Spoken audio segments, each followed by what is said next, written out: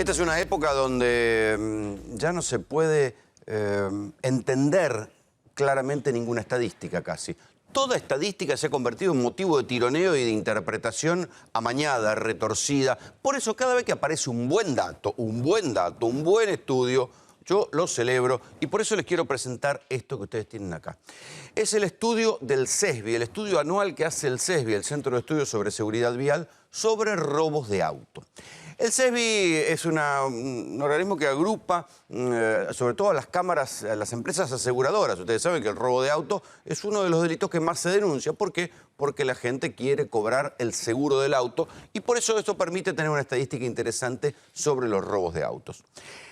El primer dato interesante lo tienen en esta placa, ¿sí? El robo de autos comparado 2015 contra 2016 ha bajado en la Argentina.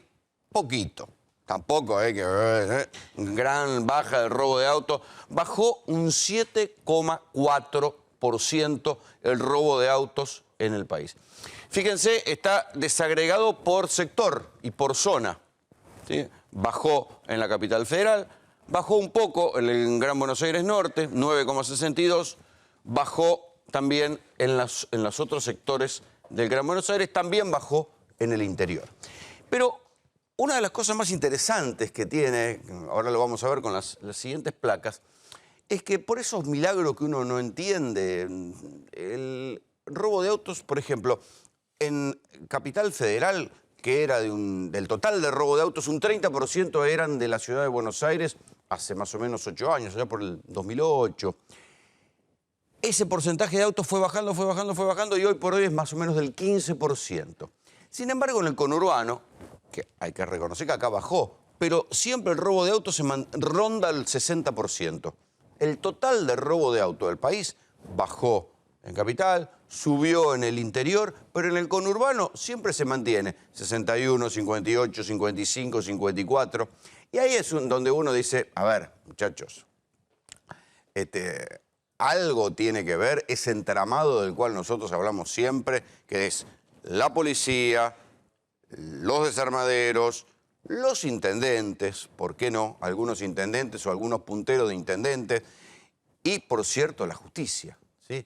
Porque si no, no se explica cómo las variaciones sobre el robo de autos son muy escasas. Ha habido otros años donde el robo de autos bajó efectivamente en el conurbano, ¿sí? Después volvió a subir, después volvió a bajar, después vuelve a subir.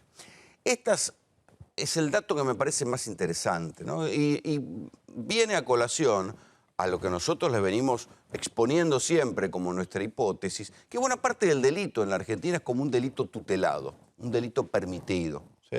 La policía o los sectores más mafiosos, más corruptos de la policía permiten cierto grado de delito hasta que se les arma quilombo, ¿sí? Hasta que en un momento dado se arma escándalo y entonces ahí dice, bueno, muchachos, se cortó, se acabó la joda.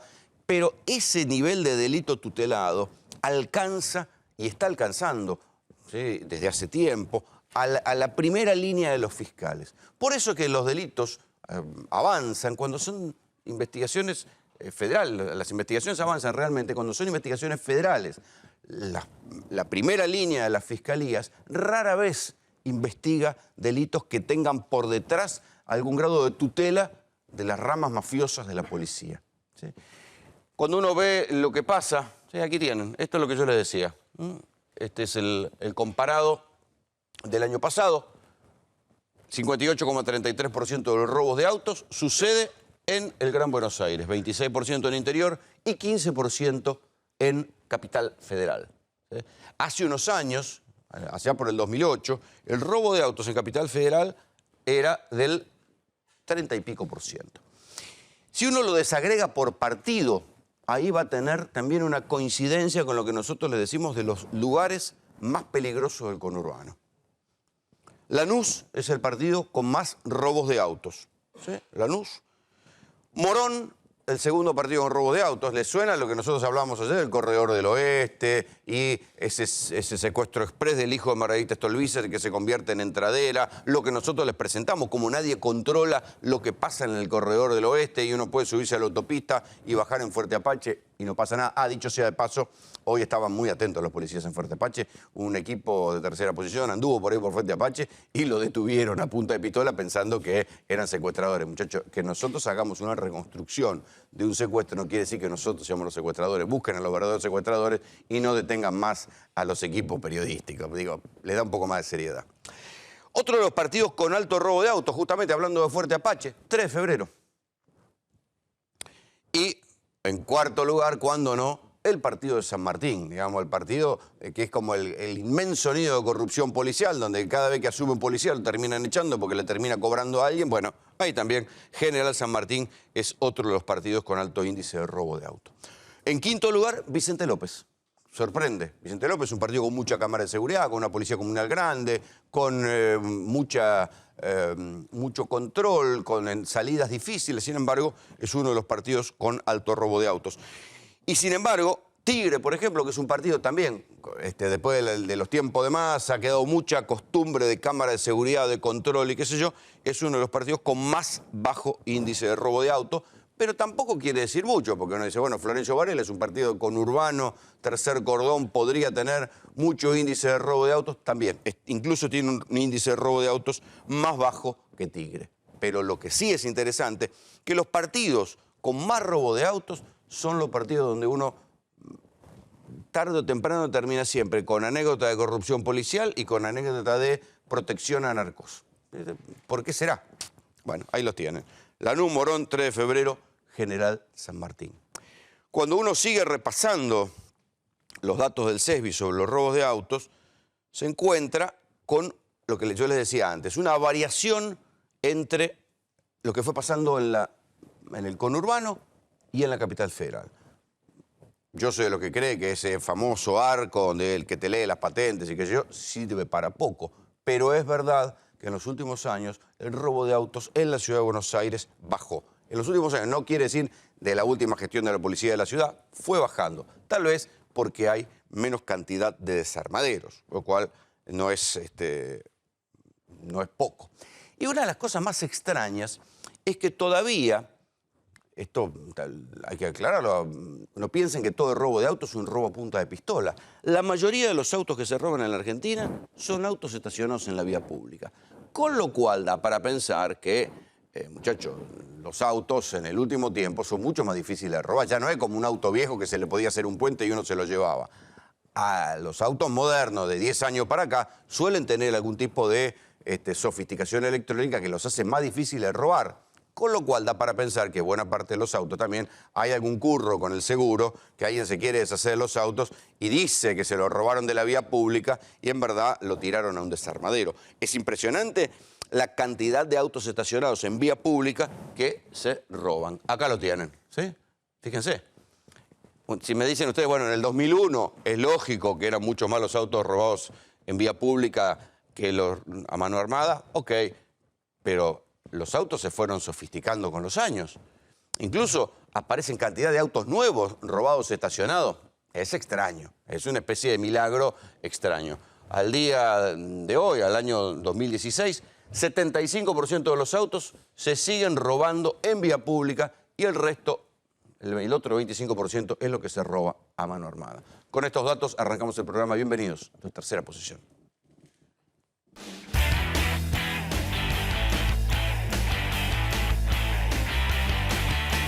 Durante muchísimos años vivimos en una Argentina donde la inflación era igual, pero nos mentían diciendo que era menor que en Alemania. No va a ser del 30% o del 25%, va a ser del 17%. Casi todo lo que está ocurriendo tiene que ver con la herencia.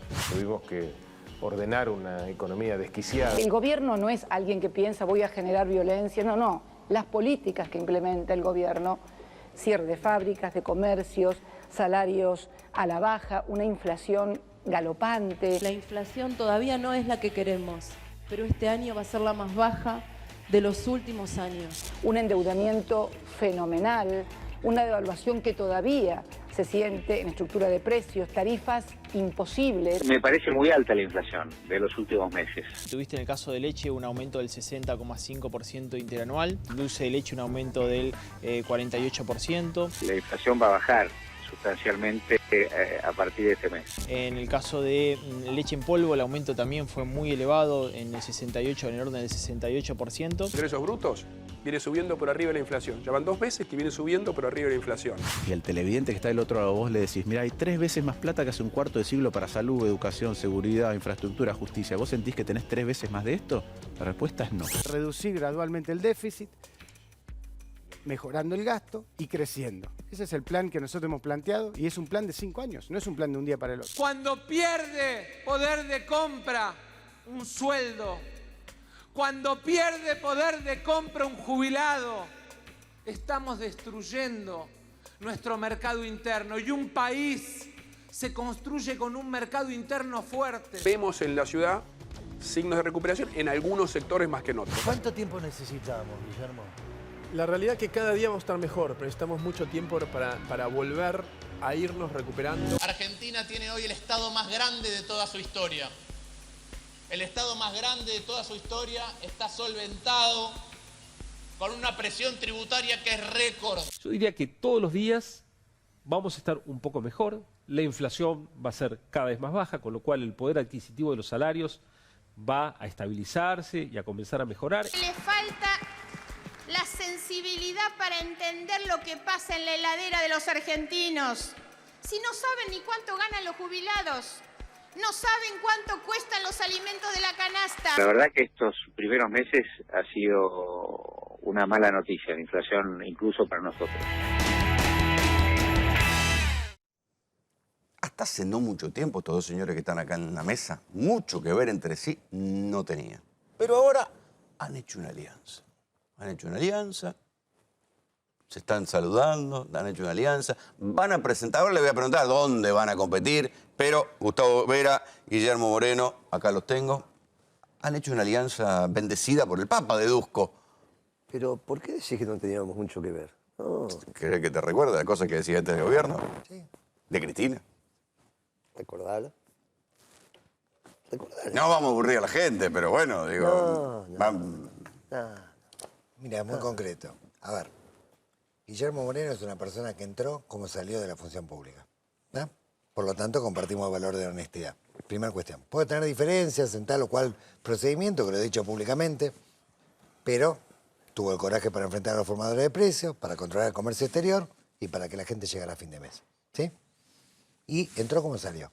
Eso para mí es un valor importante. Segundo, estratégicamente, los dos reconocemos en el Papa Francisco al hombre que está cambiando el mundo. Y en la encíclica Laudato Si, la agenda del presente y del futuro.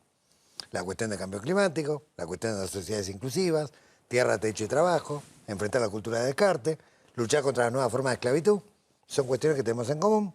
Y sí tenemos en común que el padre Jorge en su momento, y después Francisco, fue quien nos orientó y nos forjó y nos formó en muchas de las cosas que defendemos. Hunden sus raíces en la doctrina social de la Iglesia. Bueno, vos estuviste allá y cuando volviste trajiste buena parte de las cosas que habías conversado con el Papa, ¿no? Las que conversamos con el Papa siempre yo mantuve en mi ámbito privado, pero es cierto que, bueno, él me permitió en la despedida que nos sacáramos una foto y me dijo, la puede hacer pública. Le pedí permiso y la hice pública.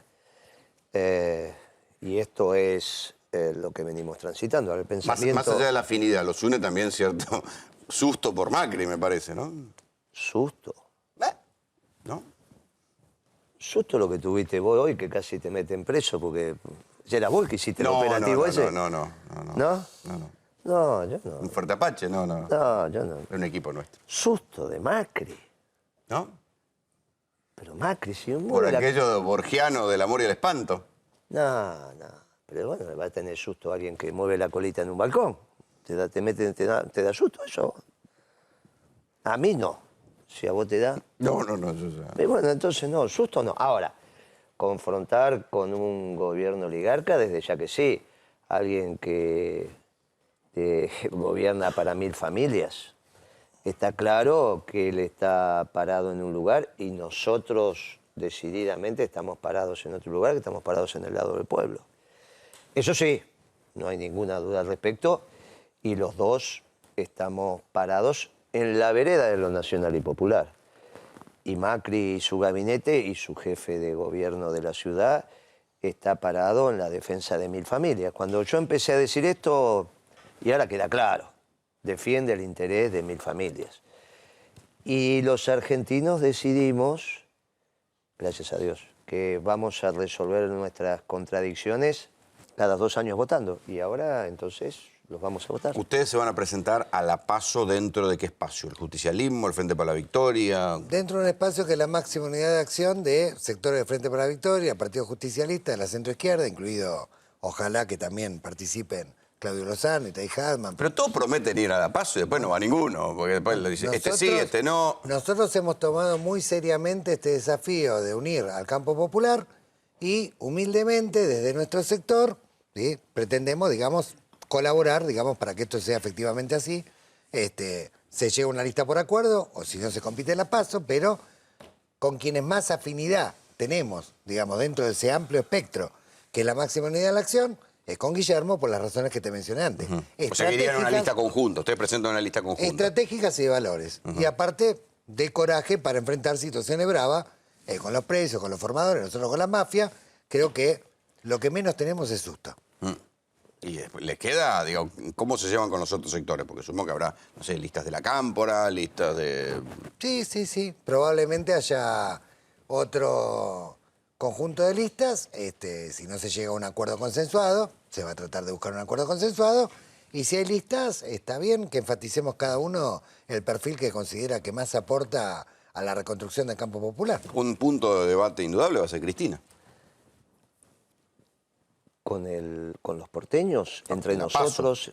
¿Por qué? Pregunto. No, de ninguna manera. Cristina tiene que tomar la decisión de si va a ser o no va a ser candidata en la provincia de Buenos Aires. Y aquí estamos hablando de una elección en la ciudad. La campaña. Bueno, pero ¿y por qué vamos a...? ¿Con quién debatiríamos el tema de Cristina? ¿Entre nosotros? Por ejemplo. ¿O con la ciudadanía?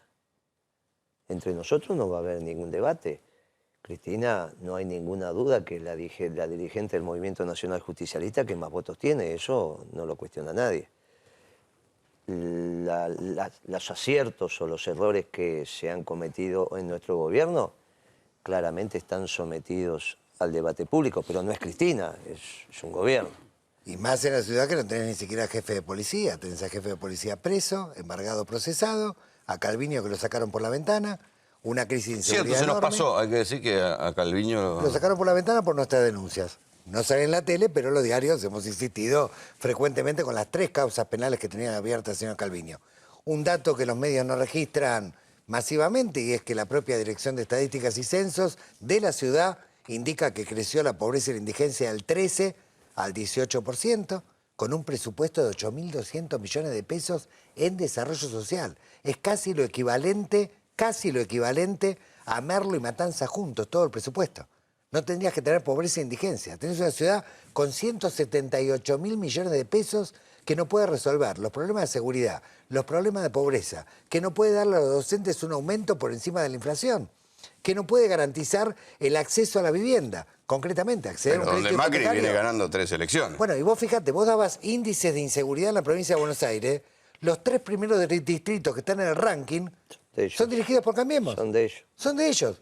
Y de los 5 primeros tenés 4 de ellos, exceptuando San Martín. Lanús, Morón y 3 de febrero pusiste ahí. Porque ahora no solo no les gusta trabajar a Macri y su gabinete, parece que a los intendentes de Cambiemos tampoco, por eso te pasa eso. Claro, son vaguitos. Hay como una cultura del no trabajo en este esquema de... Ya no les voy a decir más de celebrados ahora.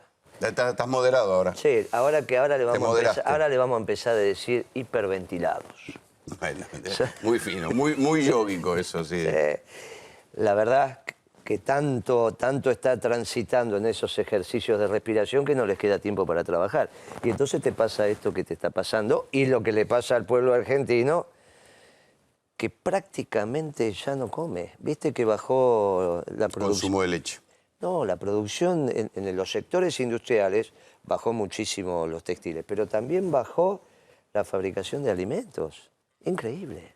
Pero bueno, esto nos pasa porque estas bestias duplicaron el precio de los alimentos en los primeros 15 días de que llegaron al gobierno. gobiernan para 1000 familias. Si vos estás en las 1000 familias, te va bien. Si no, te va a ir mal. Y les va mal, y les va mal. Le va mal a los laboratorios medicinales, a la metalmecánica, le va mal a los textiles, le va mal a los petroquímicos, le va mal a los químicos, le va mal a los petroleros. ¿Usted cree que eso se va a notar realmente en el voto? Sin duda. A pesar de que esté duda. bajando la inflación, por ejemplo. Sin duda, bajando. Bueno, también siempre la podés poner en un nivel que después... Está bajando los niveles del gobierno del kirchnerismo, también hay que decirlo, pero bueno, ellos la presentan como un éxito. No, salvo en el año 2014, estos niveles nunca los tuvimos en nuestro gobierno. En el 2014 superamos el 20%, pero estos niveles no los tuvimos en ninguno de nuestros años de gobierno, de ninguna manera. De ninguna manera. No, si se prolonga lo que se está viniendo, pues dicen que 1,6 para mayo, si se prolonga, llegarían a las elecciones con menos inflación. A mí me está dando 1,9 mayo, pero en general nos está dando a todos bastante parecido. Y sí, también te estás bajando la inflación, que vos me preguntaste, te dije que no iba a ser un tema, el tema sí, no iba a ser el nivel de actividad, desocupación y demás, y ya festejaste, pasaron de largo, pero festejaste hace 15 días que pasaron el 1.200.000.000 entre Levac y Letes que tiene el Banco Central. 1 billón, o sea, 1 millón de millones. ¿Es una bomba de tiempo esa deuda interna? Yo lo que te puedo decir es que no hay ninguna capacidad de que si no se renueven le den la plata, porque no está el papel, ni la tinta, no hay manera. Todo esto lleno de... Bueno, no te alcanza. Ni que lo hagas en billete de 1000, te alcanza todo este estudio lleno de plata. Así que la verdad que tenemos que rezar para que sigan renovando todos los martes que se hacen las licitaciones, ¿no? Sobre todo con el panorama en Brasil, ¿no? Bajando la tasa, bajando real, y esperemos que los capitales no se empiecen a fugar, porque si no Argentina está en un problema gravísimo con esta trampa monetarista en la que nos metió Sturzenegger.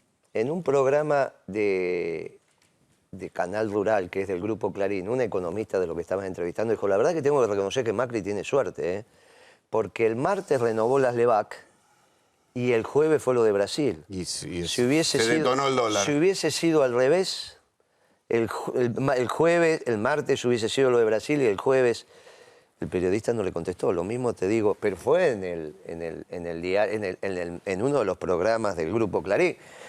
No pueden tapar el sol con las manos. Entonces han hecho una barbaridad. Este diseño del experimento oligárquico ha concluido, está terminado y tenemos que transitar en paz las elecciones para que después se empiece a cumplir el plan de Dios. Ese transitar en paz no coincide con tu análisis. Vos me decís que hay activado una bomba de tiempo con las Levac, o sea, la deuda interna. Yo dije, este experimento oligárquico está terminado. Así que mansos y tranquilos, transitando en paz para ganar las elecciones muy bien, y que después se cumpla el plan de Dios. Esto es lo que estamos diciendo. El plan de Dios me suena un poco ambiguo. ¿Qué es ambiguo? Lo del plan de Dios. Dios no es ambiguo, Dios es Dios. Dios es Dios. Demasiado filosófico para la discusión. Pero no es ambiguo. Nosotros necesitamos transitar mansos y tranquilos, las PASO y octubre, para que quede expresado con precisión en los espacios institucionales lo que vos ves en la calle, que esto está terminado. A vos está claro que si tenés una tasa de interés de 25 puntos en dólares, la desocupación... La foto de hoy es complicada, hay que ver si la gente todavía cree que esto tiene para más opciones. La foto del día de hoy está complicada. Y la película del año y medio que llevan está complicada, en eso coincidimos. No hay ninguna duda que se justapone la política y la economía la política. Pero hay un tránsito en la economía que va tomando su propia dinámica. Al margen de la voluntad de la gente... Los martes, un martes por mes, vencen las Levac. Y entonces está la decisión de algunos, no de la gente, no de los que viven en Lanús, en Lomas, de algunos, y más bien de sigo o no sigo. Ese tránsito tiene su propia realidad al margen de lo que nos pase. A nosotros con un voto o 2 votos. Eso han generado ellos en su desorden mental. Ellos han instalado ese tema, no lo heredaron, ellos lo fueron generando. Ellos generaron la duplicación del déficit fiscal. Nadie los obligó. Ellos dicen que es una bomba de tiempo que ustedes le habían dejado Pero activar. ¿cómo vos sabés si están los datos que ellos mismos publican? Nosotros les dejamos un déficit fiscal, es cierto. Ellos lo duplicaron. Pero ¿cómo va a ser? ¿Qué tema tenemos? Nosotros dejamos un stock de Levac, es cierto. Ellos los multiplicaron por lo menos por 10. Bueno, son ellos los que están haciendo esto. Pero todavía sobrevuela la cuestión de que esto es una herencia de... Que si se mantiene así, es una recesión profunda. Y si no se mantiene así, porque los capitales se llegaran a fugar, sería una devaluación espantosa. Con lo cual, se impone, la racionalidad impone una concertación de precios y salarios si el gobierno tuviera un mínimo de sensatez. Pero no es lo que va a hacer este Como gobierno. el gobierno no lo quiere hacer, queremos No está en su ADN ideológico. Queremos que el voto popular le exprese claramente que la gente no está plebiscitando este ajuste brutal, ¿sí? Y que evidentemente hay que buscar una salida de reconstitución del mercado interno para generar trabajo. ¿Ven polarización o ven un escenario tripartito con el Frente Renovador? No, yo estoy viendo una polarización entre el peronismo y el gobierno, sin ninguna duda.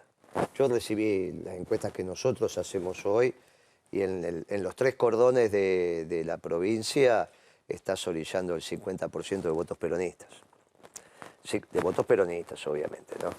Ahí lo que podés vos decir, ¿cuántos ¿Incluye votos... Frente Renovador o no? Bueno, ¿cuántos votos peronistas del Frente Renovador e incluso que en el balotaje votaron a Macri recuperamos? Ya te lo he comentado a vos que nosotros cuando recuperamos un voto peronista que votó a Macri vale doble, porque es un voto que baja de allá y es un voto que sube. Si me vota el mismo que ya me votó, vale 1, pero si me vota uno del otro, vale doble. Y nosotros tenemos que recuperar los votos peronistas. Lo que se está viendo en las encuestas es una fuerte recuperación del voto peronista, incluso en la ciudad de Buenos Aires. Si nosotros recuperamos los votos peronistas que se llevaban los amarillos, y que es difícil que sigan votando amarillo, bueno, vamos a tener un crecimiento importante de los votos del Frente para la Victoria, fundamentalmente aportados por el peronismo. Los beneficios que en Capital vayan todo separado de... Eso se va a ver, perdona, eso se va a ver en la zona sur de la ciudad. Si pintamos de celeste y blanco la zona sur de la ciudad, es que está pasando lo que yo digo. Entonces se va a estar viendo en los próximos 60 días. En este momento todas las encuestas están colocando a este frente en el segundo lugar, creciendo, arriba del 25%, y muy lejos está todavía la candidatura de Lustó. Casi 10 puntos arriba, ¿no? ¿Tripartito o lo de Lustó es testimonial? Por el momento Lustó no está superando el 15% de los porcentajes de los votos en las encuestas. Obviamente puede cambiar. Sí está creciendo, sí ha crecido en las encuestas que se han hecho de abril a mayo, este frente concretamente, incluyendo al Frente para la Victoria, distintos espacios del PJ, distintos espacios de centro-izquierda, y la opción que estamos tratando humildemente de construir con Guillermo está dando que hablar. Casi te diría que es el dato significativamente más novedoso. Lo que ha pasado en la última semana, que es el crecimiento del Frente para la Victoria de 5 puntos, se asocia a la recuperación de los votos peronistas. De ahí el debate interno también. Sí, y también al virtual relanzamiento de Cristina. Cuando fue el relanzamiento de Cristina, nosotros salimos a la calle a preguntar qué pensaba la gente.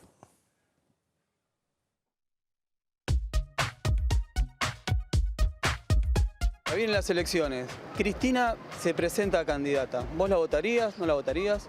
Sí, definitivamente. Por como estamos ahora, sí. No. Ya tuvo la oportunidad. Hay que renovar. Es así de simple. Todo tiene su ciclo. Por supuesto que sí. Sí, sí. ¿La votaría de nuevo? No la voto. ¿No la votás? No. ¿Por qué? Porque corruptos, no. Ahora se postula Cristina como candidata. ¿La votarías? Sí, ¿cómo que no? Aunque haya cagado a medio mundo. ¿Igual la votarías? ¿Por qué? Y sí, porque con Macri lo estamos cagando de hambre. No rotundo. ¿Por qué? Por todo lo que pasó y apostaría a un cambio que lo hice últimamente. Y lo seguía apostando al cambio. ¿No te importa por ahí el tema de las causas judiciales? Creo que el gobierno actual también tiene varias cosas que aclarar, así que estaríamos en lo mismo. Pero en comparación a las dos gestiones, creo que la anterior fue mejor. ¿Le vas a seguir dando tu apoyo al gobierno? Sigo, firme. ¿Le darías el apoyo al gobierno de vuelta? ¿Cambiarías el voto? ¿A este gobierno o al anterior? A este. No, tampoco, hay que cambiar. ¿Le darías un tiempo más al PRO? Al momento, por el manejo que vino teniendo, creo que está más que demostrado que no tiene la capacidad para llevar el mando del país. ¿Qué le parece el gobierno actual? No me convence. Y bueno, hay que buscar otra alternativa, no sé. ¿Y antes con Cristina cómo estaba el bar? Re bien. Te imagínate que todos los días se comía asado. De piola, aunque no me crean. Ahora con Macri ni pollo, ni alita podemos comer. ¿Tenés algún candidato, alguna figura que se te pueda ocurrir que le daría bien a la política? A mí hasta ahora la que me gusta es la Carrió. Y me gusta la gente así, que denuncia, que habla, pero parece que todos están cortados por la misma tijera. ¿Qué figura nueva te gustaría? ¿Quién te gustaría que No hay apareciera? figuras nuevas.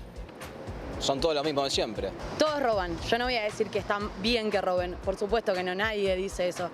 Pero tampoco correr el eje con la cuestión, ¿no? Porque hay otras cosas más profundas por detrás que debemos discutir como sociedad. ¿Cómo pensás que le puede ir a Cristina? ¿La gente la va a volver a acompañar? Y sí, aunque haya robado, pienso que sí. Dio muchas cosas que Macri no dio. Hay mucha gente que la quiere a Cristina todavía, no como persona solamente, sino como presidenta de una república, ¿no? ¿Cómo pensás que le va a ir a Cristina en la provincia? No lo veo bien. Con todo lo que se salió de lo que hicieron en el gobierno de ella, no lo veo bien. ¿Puede haber un voto castigo a Macri en respecto a lo económico? Sí, puede haber, sí, claro que puede haber. Yo pienso que sí. De mi parte hasta puede ser que le meta un voto castigo. Un detalle interesante de cuando hicimos esta encuesta, por cierto, digo, es más lo que dice la gente que el muestreo estadístico, solamente para que escuchen y vean las caras de los que opinan, es que los que vivían en provincia en general se inclinaban por Cristina y los que estaban en capital en general no querían saber nada con el regreso de Cristina. Así de sencillito. ¿Te gustó el que decía que comían asado? Todos los días, decía. Bueno, ahora sí. no puede comer ni alitas. Sí. Bueno, ese te gustó. Ese te lo mandaste vos, ese. Ese me lo mandaste vos. Escúchame, eso le pasa a todos los sectores populares. Ni alitas, te digo. 8 de cada 10 argentinos que trabajan no están llegando a fin de mes. Lo dice el propio INDEC. O sea, el propio gobierno calcula que una familia de 4 personas para poder vivir necesita 1.000 pesos por día, es decir, 30.000 pesos. Y el propio INDEC te dice que el 80% de la población económicamente activa gana menos que eso. Por lo tanto, hay 8 de cada 10 argentinos que trabajan que no están llegando a fin de mes. Es básico. Vos imaginate que le faltan 4 meses para la elección por los puntos todavía, ¿no? 4 o 5. Va a ser en octubre. Y tenés que llegar a agosto para las PASO, que es el precalentamiento. La situación económica va a estar peor, porque te estás comiendo la comida de la alacena. Vos cuando terminó nuestro gobierno, abría la alacena, estaba llena. Bueno, con eso aguantás. Ahora ya la alacena está vacía. Y encima te estás quedando sin moneda en el bolsillo. Y no hay salario que lo compense, como decía el ministro de Hacienda, con el tema de la baja de la inflación y recuperación de los ingresos. Porque en realidad no hay paritaria que te pueda empardar la bestialidad que hicieron con la comida. Que la aumentaron en 15 días del 70 al 100 y pico %. Porque el ciclo Macri... Vos lo tenés que empezar a mirar ya en octubre, cuando ahí es donde se dispara el precio del IVA. Bueno, ahí es donde vos empezás a ver que se dispara el precio de la comida y se empieza a empobrecer el pueblo. Entonces, a octubre vas a llegar con 2 años de recesión con la comida cara. Ya nada en la alacena, ya no se junta la familia a comer un asado. Y otra cosa que se empieza a ver es que los propios sectores que apoyaban a Macri, digamos, por ejemplo, los supermercados. Ahora son los propios supermercados los que terminan recibiendo multas del gobierno porque el gobierno está enojado porque no dejan de remarcar, no dejan de hacer las trapisondas habituales. Juan Enrique tiene los números. Buenas noches, Rolando. Ay, Dios, ay, Dios. ¿Cómo los consumidores estamos sufriendo los precios? Y escuché mucho, volvé, Guillermo, por favor, volvé, Guillermo. ¿Sabés qué pasa, Rolo? Parece que el Estado se retiró de la economía. Parece que el Estado ya no controla nada. O parece que sí. ¿Viste que... Sí, igual acá el compañero Moreno mucha bola no le daban, ¿eh? Bueno, porque ve que te la subían los precios ¿sabés también. qué? Bueno, yo pienso, bueno, parece que el Estado se retiró, parece que no controla los precios, parece que no le importa. Y ahora me enteré que sí, ¿no? Porque salió un informe, hubo inspecciones. ¿Fue el Estado o fue este muchacho que tengo acá que te presento, Rolo? No sé si lo conoces. No. Es tan veterano como vos y como yo. Gracias, muy atento. Mr. Monopoly se llama. Un juego de mesa. Acaparaba todo. Un juego de mesa. Mr. Monopoly. ¿Por qué te digo eso? ¿Fue el Estado el que hizo las multas al supermercado La Anónima, a Cencosud? ¿Por qué te digo eso? Porque mira, 18 millones de pesos de multas. ¿Multas por qué? Algo que nos afecta a todos los consumidores. Incumplimiento en la exhibición de precios. Claro, si no vemos los precios, nos cobran lo que quieren. Se supone que una de las cosas por las cuales uno va al supermercado es que tiene los precios claros. Claro, pero mira esta peor, como dice mi viejo. Mal funcionamiento de las balanzas. Esa es Rolo. vieja, esa es vieja. Bueno, pero vos fíjate, los consumidores... Truchar la balanza es vieja. Desde ya te digo, Rolo, los consumidores estamos presos de esto. Mirá esto. Hay otros. Y después, incumplimiento de algo fundamental. Precios cuidados. Sí, que son precios prófugos. También lo dijimos acá varias veces. No se consiguen, no se ven, no aparecen en la góndola de los supermercados. ¿Recordás la leche, el litro de leche 9 pesos con 60 hoy supera los 20 pesos? Pero, ¿por qué te digo que es Mr. Monopoly y no el Estado? En estos 5 meses, donde se hicieron estas 323, digamos, inspecciones, en estos 5 meses, los supermercados, estas cadenas, mirá la guita que hicieron. Vení, mirá. ¿De más o la facturación? 90.000 millones de pesos facturaron. ¿Más o es el global de facturación? No, la facturación. 90.000 millones de pesos en los 5 meses le cobramos. A pesar de la caída del consumo. A pesar de la caída de consumo, eso es lo que facturaron. Pero vení, mirá, acércate vos con la cámara, porque este puntito, aquella torta que está allá, aquella torta, es este puntito. Es este puntito de esto. Mirá aquella torta es esto. 0,02% es la multa de 18 millones.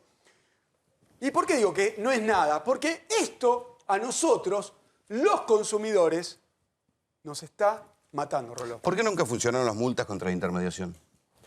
¿Cuáles serían las multas contra la intermediación? Estos. No, eso son la aplicación de las leyes que están vigentes. Una de pesas y medidas y la otra es la que discutíamos con la de precios transparentes, que es una estupidez porque estaba vigente. Otros no te puedo decir cuál es la ley. Y el incumplimiento que vos me parece que dice ahí de precios cuidados, tengo mis dudas porque no creo que en ese acuerdo de precio haya sanciones. Hay un cumplimiento que tienen que hacer, o sea, habrán encontrado, y eso es en 5 meses, son inspecciones habituales, pero eso son multas que después se judicializan. Y después no se pagan.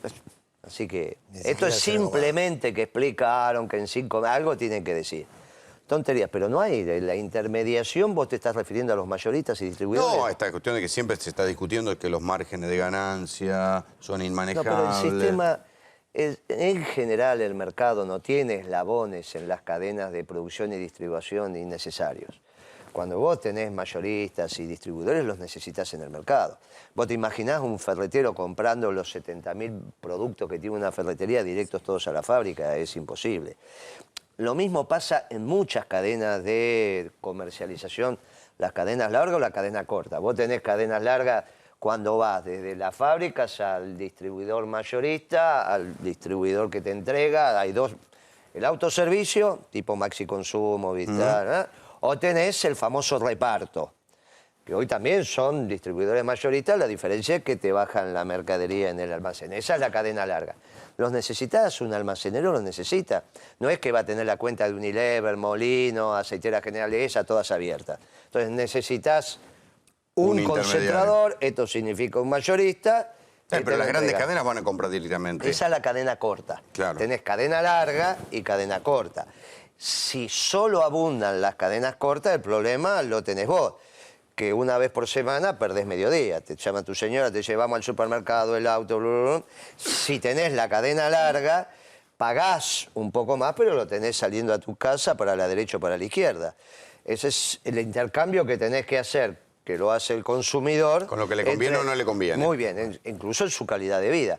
Por eso el peronismo aprendió, y en nuestro gobierno no puso precio fijo y uniforme. Porque no puede haber el mismo precio en la cadena corta que en la cadena larga. Por eso vos tenías unos extraordinarios precios en el mercado central, pero tenés que ir al mercado central. Entonces, ese intercambio... Pero que justamente la crítica estaba en cómo se termina costando un 70 pesos un pan en fetas en la Argentina. ¿En dónde? ¿En la el cadena supermercado corta o en la cadena larga? Bueno, muy bien. Si es en la cadena corta, donde va directamente de Fargo y Bimbo al supermercado, lo que vos tenés que hacer es el análisis de costo, que es lo que hacíamos nosotros. Y que no, márgenes de ganancia, que no te daban bola, te lo dejo pasar porque hoy somos viernes a la noche y esas cositas. Y porque tenías que venir a presentar mi libro y no viniste, y ahí contamos el caso de Quilmes, que fue el único que desafió. Y después que el presidente de Quilmes se fue, duró 15 días. Después que desafió, duró 15 días. Vino el accionista controlante de Quilmes, a la sazón brasilero, y me dijo, ¿usted qué cree que hay que hacer con el presidente de Quilmes? Señor, es su negocio. Ah, yo sé lo que tengo que hacer. Y a la tarde me llamaron y renunció. Nadie desafió, nunca. Ninguna empresa de consumo masivo nos desafió. Después nos volvieron a desabastecer. Pero te decían que sí, después aumentaban. No, no, aumentaban lo que se les autorizaba. Porque nunca dijimos que tuvimos una inflación baja, siempre dijimos que tuvimos una alta inflación. Si en el mundo era de 2 o 3 puntos, nosotros llegamos a tener 9 o 10 puntos. Si yo tenía 3 pautas, masivo, selectivo y premium. En el premium iban al 18, en el selectivo iban a 14 y en el masivo iban al 7. Porque vos tenés que preservar la tasa de ganancia de las empresas. Esa era tu tasa de inflación. Mi tasa de inflación, que es la que calculó el INDEC, es la que te acabo de decir del 10. Yo lo que te dije es que a las empresas tenían que segmentar los productos en masivos, selectivos y premium. Premium se les autorizaba un 18 anual, selectivo un 14 y masivo un 7. De ese promedio de la canasta que hacía el INDEC te salía la inflación de 9, 10, 11 o 12. Que no nos hacían caso, te lo dejé pasar. Porque las dos cosas... ¿Te duele eso? Porque bueno, ya la discutimos, tenemos un clásico con las esa. dos cosas al mismo tiempo. O eras un ogro y la bestia negra, o te hacían caso o no te hacían caso. O te decían que sí, te decían Pero sí, no, y después se daban vuelta y decían no sabés querían. que no, porque entonces implicaba que hacía mal mi trabajo. O vos te pensás que Perón no te enseñó que el hombre es bueno, pero si se lo controla es mejor. ¿Y vos qué pensás, que no controlábamos? O vos te pensás que nosotros acordábamos una lista y después ya nos dábamos la mano. No, después se generaban los controles y por eso estábamos. Cuando nosotros generamos el acuerdo de congelamiento de precios, no se tocó un precio en los supermercados por 6 meses. Y por eso venían a vos acá y te hablaban al odio y decían, no, con este no se movió un precio. Y el que me diga que se movió un precio está mintiendo. Ahora, que vos me querés decir, como una vez en un programa radical que fue, viste que los radicales, entonces me dicen, no, pero mire el precio de la yerba. Y yo digo, ¿pero qué me está comparando? Y me comparaba un paquete, que es simplemente un packaging contra un packaging que dura la yerba 1 año. Le digo, ¿pero no te das cuenta que el packaging es la diferencia? Bueno, cosas radicales. Esto, cuando vos lo ordenás, eso de este pibe que va a jugar ahora, ¿vos te pensás que Telutó entiende algo de lo que estamos hablando? Que alguna vez hizo las compras, que alguna vez, ¿entiende? ¿Era compañero tuyo de gabinete? Pusimos cada uno también. Acá, ¿cómo estás viendo lo que está pasando con las policías? A ambos lados de la General Paz ha habido, de parte del gobierno, proyectos o procesos de depuración de las policías, la bonaerense y la policía de la ciudad. ¿Cómo los ves vos? ¿Los ves profundos? ¿Los ves cosméticos? ¿Cómo los ves? En el caso de la ciudad de Buenos Aires lo veo mucho peor que en la provincia, mucho peor. O sea, en Buenos Aires, la ciudad, primero... Hay un montón de comisarios presos. Inexplicablemente, sí, bueno, pero eso no vino por producto de la acción del gobierno, sino producto de una acción judicial. O sea, concretamente, el jefe de gobierno antes tampoco traspasó... había. No, tampoco. Es más, traspasó a la Policía Federal sin beneficio de inventario, con los jefes de brigada a comisario, sin transparentar declaraciones juradas, llave en mano, para seguir con el proceso de recaudación ilegal que en este programa tantas veces denunciamos, que viene del periodo Valleca, para ser claro, periodo en el que se sistematiza y verticaliza la recaudación ilegal al punto Bueno, no, es que yo siempre lo dije, pero lo que yo rescato es que el año pasado todo lo que era un mito urbano, lo trapito, lo puterío... ¿Vos te acordás cuando el PRO decía...? Por lo menos se convirtieron los manteros, se convirtió eso, se judicializó y algunos comisarios fueron echados. Sí, pero esto fue por una investigación que hizo el fiscal Campagnoli, no por una acción del gobierno. El gobierno designó, por motus propio, al señor Potocar como jefe de gobierno, como jefe de la policía, en lugar de llamar a audiencia pública y designar a un civil. O sea, se valió de una norma discrecional para nombrar a un tipo que ahora está preso, concretamente. Y es más, si vos recordás, hace 2 años, todos los medios hicieron eco de una campaña que hizo el PRO, como la que hace hoy con los motociclistas, que en su momento estigmatizaba el trapito. Y nos planteaban que el problema de la inseguridad era que había que votar una ley específica sobre el tema trapito. Y nosotros decíamos, no, señor, el trapito es un pobre negocio hombre de la policía, extorsionado por el comisario. Es efectivamente lo que Campagnoli acaba de demostrar con Potocar, Villarreal y todos los que están en cana y prófugos, por otra parte. Por lo tanto, la mafia policial continúa con las mismas mañas. En todo caso están haciendo... ¿Y en provincia? Y en provincia, por lo menos se pidió la declaración jurada de los jefes. Por lo menos unos cuantos comisarios fueron separados. Uno podría decir, bueno, podría haber sido más profunda la judicialización. Los que están detenidos se han tomado algunas medidas, ¿sí? Falta mucho todavía, vos diste un informe bastante claro al respecto. Pero, digamos, provincia es mucho más difícil la policía bonaerense porque la corrupción que tenés en la bonaerense es transversal y vertical. En cambio, la federal era muy fácil. La federal todos sabemos que de periodo Valleca, de jefe de brigada para arriba, hay que investigar a todos. De principal para abajo son todos monaguillos. Ya lo sabemos. Esteban Trebuch tiene datos sobre en qué quedó el día después del robo a Margarita Stolbizer. Más que datos, Orlando, te quiero mostrar una cosa. De los creadores de los picapiedras tenemos esto. Míralo. El móvil de Morón, policía de la provincia de Buenos Aires. ¿Qué le falta? ¿Qué le falta? ¿Se ve? ¿Acá lo vemos? Sí. No tiene la rueda. ¿Cómo no tiene la Y rueda? no está el policía tampoco, mirá.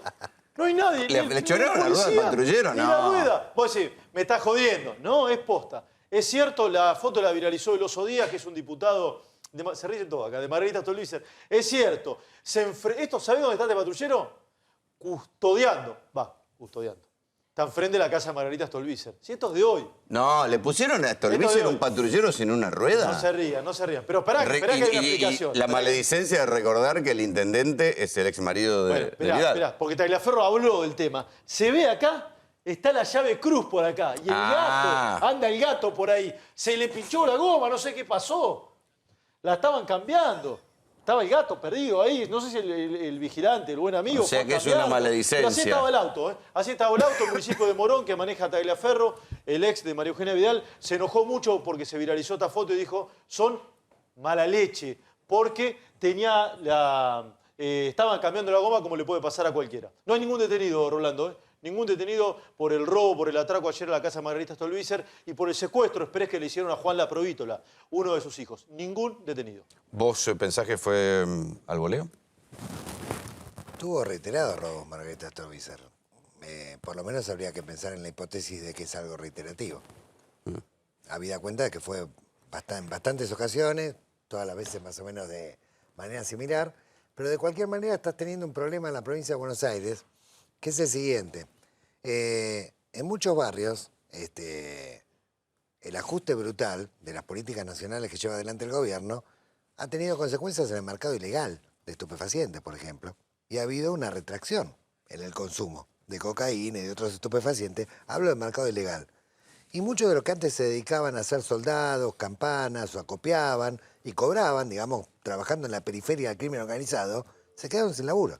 Entonces eso hizo crecer los secuestros extorsivos, volvió a crecer el fenómeno de la trata al voleo, porque vos fíjate que ahora está teniendo muchos casos de secuestros donde es muy improvisada la logística comparada con la que había en el 2008, 2007, cuando había banda de trata que en menos de 48 horas a una persona que secuestraban la tenían en la frontera. ¿Sí? Esto no está ocurriendo. Está ocurriendo que hay mutaciones de delito que tienen que ver con cómo el ajuste también impacta en la economía ilegal. ¿Se entiende? Y a su vez, sectores de la policía que hacen paritaria, sectores mafiosos de la policía que hacen paritaria a su manera. Ah, me vas a pedir la declaración jurada, me vas a pedir análisis. Y como que se retiran en algunos barrios y dejan de alguna manera que haya peleas territoriales que están provocando muertos por semana. Esto está pasando en La Matanza, de todos modos, la situación en San Martín, claro, en Merlo, en Moreno. Ahora vos fíjate, en los lugares donde se logró juntar a toda la comunidad, por ejemplo Esteban Echevarría, se junta el intendente, los concejales, juez federal, fiscales federales, viene el ministro de Seguridad, los vecinos, pusieron urnas con custodia para que la gente denunciara, se judicializaron 33 denuncias vinculadas al narcotráfico, se logró desactivar una banda que recaudaba 11 millones de mangos por mes, ¿sí? Lo mismo pasó algo parcialmente en Merlo, lo mismo está empezando a pasar en Almirante Brown, es decir que para enfrentar estos problemas solamente se puede enfrentar colectivamente y es como decía Guillermo, todos somos buenos pero si nos controlamos somos mejores. Acá hay que crear mesas interinstitucionales con fuerte participación de la sociedad civil, si no, no hay forma de cortar por lo sano con el tema de la mafiosidad que existe entre los sectores de la policía o de la fuerza de seguridad, cual fuere, y los sectores del crimen organizado. Ahora, yo te pongo un matiz. El jefe de la policía de la ciudad que está preso, lo eligió el jefe de gobierno. Ahora, cuando el jefe de gobierno inaugura una obra, dice, esto lo hizo mi gobierno.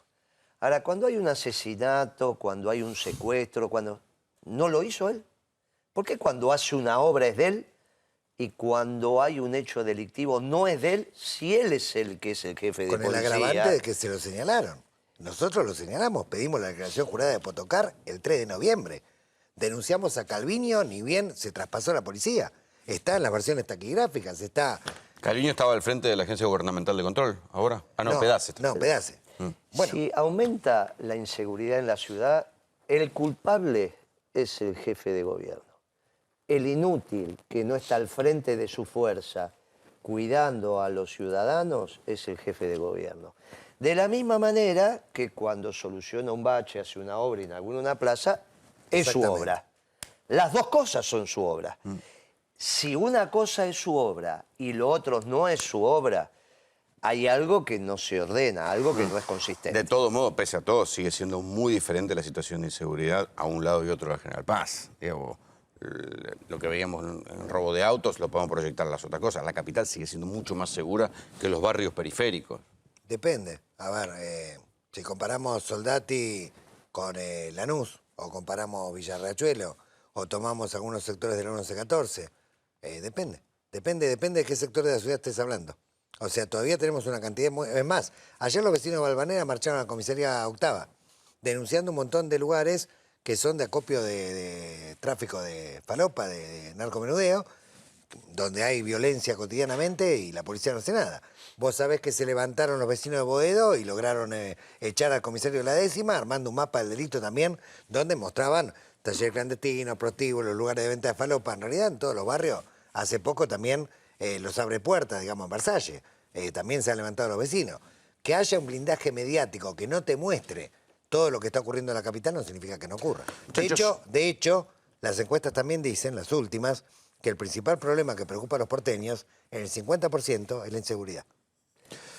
Che, a mí me parece que este no vota, ¿eh? No sé, mirá lo que... a mí me parece que este no vota. Sí, es gorilón, pero no vota. Sí, porque no tiene a quién votar. Yo soy el último gorila. ¿Podremos compartirlo? ¿Podremos compartirlo? La última vez que hablamos me dijo, soy el último gorila blanco. Soy el último gorila blanco. Le da vergüenza votar lo que votó, miralo. Me parece que también nos vota, sí, sí. No sé, viste que ya duda. Gorila viejo este. Pero esta vez ya me parece que nos vota, ¿eh? Muchachos, gracias por venir, ¿eh? Gracias. Gracias, Rolo. Una de las cosas que es difícil de entender, pero hay que enfrentarla porque es uno de esos cambios estructurales que se viene y que se está discutiendo, es lo que va a pasar con el Fondo de Garantía de Sustentabilidad, que es detrás de semejante nombre que se esconde el fondo que sostiene las jubilaciones. ¿Cuánto cobra un jubilado? Son 9.000 y pico, la mínima son 9.000 y pico. ¿Cuántos, chicos? 6.000 y pico. No. No, 9.000. Es un buen tipo, mi viejo, que anda solo y esperando. ¿Cómo es la situación de los jubilados en general? Si el jubilado que tiene un pasado bueno, entonces capaz que tiene, ¿te das cuenta? Pero el tipo que no tuvo un pasado bueno, ¿te das cuenta? Vive con lo justo. ¿Cobrás la mínima? La mínima, sí. ¿Te alcanza para vivir?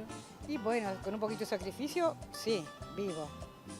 Los jubilados siempre fuimos mal pagos. Yo cobro la pensión de mi marido y la mínima, mía, las dos mínimas. Y me sacaron el 100% de los remedios. Cobro 8.000. Acá tengo la paga. Porque me dio, ¿Vos cobraste ahora? Me dio la reparación histórica. A ver, a vos te dieron de reparación histórica 1.820 pesos. Sí. ¿Vos estás solo, estás con familia? No, yo tengo a mi señora, era viudo, me casé. ¿Tu señora está jubilada? No. ¿Qué haces con esos 8.000 pesos? ¿Para qué te dura? Y siempre tengo alguna ayuda, ¿viste? Pero siempre necesitas que, no sé, que algún hijo, algún familiar te alcance algo. De vez en cuando, sí. Hay que ajustarse a todo, tenés que privarte de comida, de salida, de ropa, de todo. Gasto muchos medicamentos. Tengo la misma medicación, nada más que con un costo más alto, mucho más alto. La verdad que no me alcanza, ¿no? Tengo mis hijos, me ayudan. Pero si no, no, la verdad que no. Menos mal que uno tiene los hijos. Y los hijos se acuerdan de los padres cuando los padres hicieron sacrificios para criarlos. Si no, sería muy triste. ¿Cobrás la mínima? La mínima. Sí, la verdad que no nos alcanza. ¿A dónde notas que se te hace más difícil? No, en la comida y en los servicios. Yo fui al médico, ¿entendés? Y en el Trial 10 me lo dieron gratis. Ahora el otro no. ¿El otro, pagaste otro remedio? ¿Qué compraste? Remedio, y pagué 138 pesos. Anoche, atendeme una cosa, te explico, mucha gente come, ¿no es cierto? Yo tomo un yogur. ¿Esa es tu cena, digamos? Claro. ¿Te das cuenta? El dolor lo lleva dentro y tiene historia sin tiempo. ¿Comiste algo durante el día? Hoy no comí. No comí. Esta es tu comidita. Bueno, gracias. O sea, esta va a ser tu primera comida en el día. Esta va a ser mi primer comida. Porque a veces no se come, digamos, en la mañana. Veo que vino a buscar la vianda, ¿no? Sí, no, yo siempre pasé una época, me dijeron que a veces repartían ropas, cosas y vengo. ¿Vos estás jubilado? ¿Cómo es tu situación? Estoy jubilado, sí, sí. ¿Está buena la comida? O sea, Sí, ¿venís no, siempre a comer acá? Vienen varios grupos de todos lados, sí. Te salva al menos la noche, ¿no? Igual. Sí, no, estoy bien. Necesariamente, con el nivel de endeudamiento que está teniendo el Estado Nacional, los recursos que van a ser tomados son los de los jubilados. Las erogaciones, los egresos, el presupuesto, una de las más importantes, sino tal vez la más importante, es precisamente todo lo que es salario, jubilaciones, previsional. Es aproximadamente el 35% del presupuesto nacional. Y ves muchos jubilados por ahí que no sé, o que andan sin comer o viviendo en la calle, viste que hay muchos que no se alcanzan. Claro que hay, pero claro que hay. El tipo que tiene que pagar un alquiler no lo puede pagar, ¿qué hace? O se tiene que ir de un pariente, o de un hijo, qué sé yo, una hermana. Y si no, ¿cómo hace? ¿Hay muchos jubilados pobres? Pero la mayoría son pobres. ¿Y de acá? Por ahora, mientras no me echen, Se instaló acá hoy. hoy estoy acá, mañana no sé. ¿Y qué haces? ¿Armás tu camita acá? ¿Te pasás la noche acá? Así como estoy sentada. Como estoy sentada, descanso. No me gusta dormir en el suelo. ¿Pensás que se puede arreglar un poco la situación social? Y yo no te puedo decir nada porque la mía ya aparentemente ya terminó. O sea que yo no tengo ninguna iniciativa de trabajo ni de medio de vida de progreso. Esta noche parece que voy a dormir, porque anoche no dormí. ¿Por qué? Porque hay días que, digamos, que no me alcanza para quedarme, entonces, digamos que me quedo en la calle. ¿Y cuánto te cobran a vos por día? Por día, a veces 350 se paga para quedarse en un hotel de pasajeros. ¿Y hoy llegaste para eso? Hoy sí, casi. Yo soy tu sangre, mi viejo. ¿Aún cobrar su deuda? Morosos Incobrables tiene la solución. Cobranzas personalizadas en todo el país. Honorarios a cargo del deudor. Correo privado al deudor y sus vecinos. No se preocupe más. A partir de este momento, el preocupado será el deudor. Llámenos 0800-345-3450. ¿Anotó? 0800-345-3450. Una de las cosas que hay que entender en lo que está pasando con los jubilados es que, por un lado, está la situación de lo poco que están cobrando, ¿no? Lo que recién discutíamos con Moreno, se disparó el precio de los alimentos. Esto, por más que haya habido actualizaciones en los saberes jubilatorios, desplazó, complicó la vida cotidiana de miles de jubilados. Después está la cuestión del Fondo de Garantía de Sustentabilidad. Y acá Néstor Espósito les va a contar lo que pasó con un allanamiento que sucedió hace un par de semanas, porque lo que se está viendo es que hay manejos poco claros con la venta de acciones. El Fondo de Garantía de Sustentabilidad es como el capital futuro, el ahorro en acciones que tienen las jubilaciones, que tiene el fondo del cual sale la guita, buena parte de la plata de los jubilados. Lo que está investigando la Justicia Federal, Néstor, es manejos de venta de acciones a precio vil. Sí, básicamente el fondo de garantías es como si fuera el canuto que vos tenés en tu casa para, ante una contingencia, poder hacer frente a una emergencia, para poder seguir pagando a los jubilados en el caso que se produzca algún fenómeno económico que impida contar con el dinero habitual. Ese canuto está conformado básicamente por acciones de empresas que pasaron a manos del Estado cuando se estatizaron las AFJP. Esas acciones estaban de alguna manera blindadas para su venta durante el gobierno anterior por una ley. Ahora se liberaron y parte de ese incluso dinero... había un supuesto blindaje que decía que hacía falta una mayoría especial para autorizar la venta y eso se lo cabalgaron, ¿no? Efectivamente, porque además con ese dinero es con lo que, según declama el gobierno, se hace frente a la reparación histórica de los jubilados. Ahora, ocurrió que parte de esas acciones, las que tenían que ver con una petrolera, la empresa petrolera Petrobras fue vendida, la filial en Argentina, a una empresa que está vinculada, Pampa Petrolera, que está vinculada con el empresario Minding, lo contábamos el otro día, es uno de los empresarios que compró IEXA, que está relacionado directa o indirectamente con el actual gobierno. Las acciones se adquirieron a través de lo que se llama una OPA, una oferta agresiva, a la cual no se le puede decir que no. Como la empresa ya había sido vendida, esas acciones se vendieron a valor de 8 pesos y pico cada una de las acciones. Claro, cuando la compró la otra compañía, al día siguiente en bolsa de 8 y pico pasaron a valer casi 12. O sea que hubo el fondo se comportó como un bobo, que vendió barato algo que valía caro. Digamos, como un socio bobo que, según lo que dicen las autoridades del gobierno, no pudo hacer otra cosa porque las leyes de la economía le obligaron a hacer eso. Hay 3 denuncias, entre ellas una de Victoria Donda, otra del diputado Tailade y otra del fiscal especializado en temas previsionales, Gabriel de Bedia, que dicen que se pudo y se debió haber hecho otra cosa. Y eso desencadenó allanamientos de la Justicia Federal. Allanamientos de la Justicia Federal que llevó adelante el juez Claudio Bonadío, que básicamente lo que hizo fue allanar reparticiones oficiales y empresas privadas para determinar de qué manera se había hecho, se había negociado, se había pactado la venta de esas acciones. Victoria Donda es diputada libre del Sur. ¿Hubo delito en lo que pasó con el Fondo de los Jubilados? Hubo incumplimiento de mínima, incumplimiento de los deberes de funcionario público. ¿Por qué? Light, eso es light. De mínima. De mínima es lo que estamos denunciando.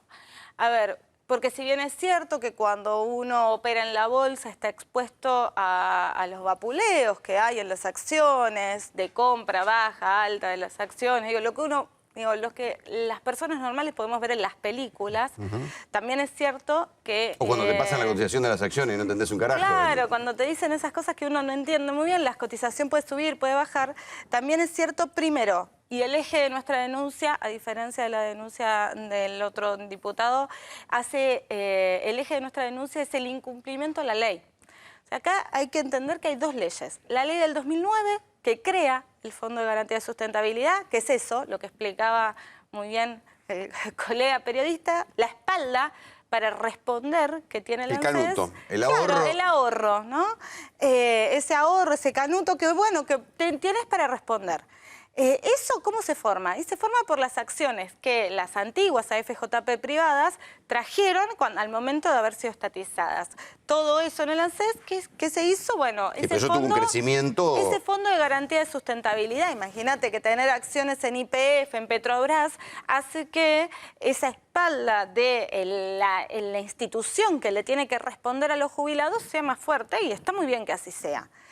¿Qué es lo que dice la ley? Cuando se sanciona la ley de reparación histórica o llamada reparación histórica, que después veremos si es tan histórica y tan reparación, porque la verdad es que casi no la están cobrando los jubilados. Digo, las denuncias por lo menos indican eso. Pero bueno... Ahí se abrió una ventana para contradecir la otra ley. Exactamente. Lo que se dice ahí es, bueno, esto se puede vender, se pueden vender algunas acciones, pero salvo que presupuestos, que haya urgencia, o sea, que no se pueda pagar... que no se puedan pagar las jubilaciones, que haya ganancia, en este caso no hubo ganancia, hubo pérdida, y que haya autorización del Congreso bajo determinadas mayorías especiales. Bueno, no se cumple ninguno de estos requisitos. Entonces, ¿por qué esto no pasa? Y entonces ahí empezás a ver. O sea que no hay un margen de discrecionalidad para el que maneja el fondo de los jubilados. No lo hay. Para haber hecho lo que hizo. No hay un margen de discrecionalidad. O sea, no está dentro de su juego para... No, tienen que cumplir con la ley. Digo, todo funcionario tiene que cumplir con la ley. Pero si vos manejás una plata de acciones, tenés que tener cierta flexibilidad. No pueden decir que fue una mala especulación.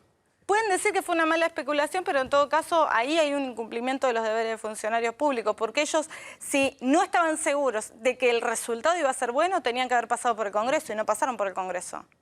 O sea, pueden decir que hubo una mala especulación. ¿Cuánto fue la plata que se perdió del fondo? Y en la venta de una de las empresas que es Soldá Indupa, porque no solamente fueron las acciones de Petrobras Argentina las que vendieron, sino otra, la de Soldá Indupa, que se la vendieron a Odebrecht, otro también mimado empresario de este gobierno, que además acepta ser corrupto. Sí, ahora. Se le vendieron acciones del Fondo de los Jubilados a Odebrecht. Así es. Bueno, esas acciones de los fondos de los jubilados que se vendió y solamente en esa mala gestión... Yo quiero detenerme en eso. Se le vendieron acciones de una empresa que estaba en el fondo de los jubilados, en el canuto de los jubilados, a la empresa más corruptora de América Latina. Así es. Mira. Y encima fue un mal negocio. 12.000 millones de pesos menos para los jubilados en solamente unos meses. Y además, ¿esa es solo la de Solvay Indupa o las otras? No, esa es solo la de Solvay Indupa. Y además está la de Después Petrobras. tenés la de Petrobras Argentina, que además la de Petrobras Argentina... O sea, Odebrecht hizo un negocio transgrediendo la ley en Argentina. Solo esa. La de Midlink, que es la de Petrobras Argentina, es Petrobras Argentina, pero además Petrobras Argentina, que se la compran, es un pequeño porcentaje de acciones que le terminan comprando al ANSES, que tenía el 12% de las acciones. Obviamente obliga también a los socios minoritarios a vender, que era el 17% de las acciones. Pero ¿quién tenía las otras acciones de Petrobras Argentina?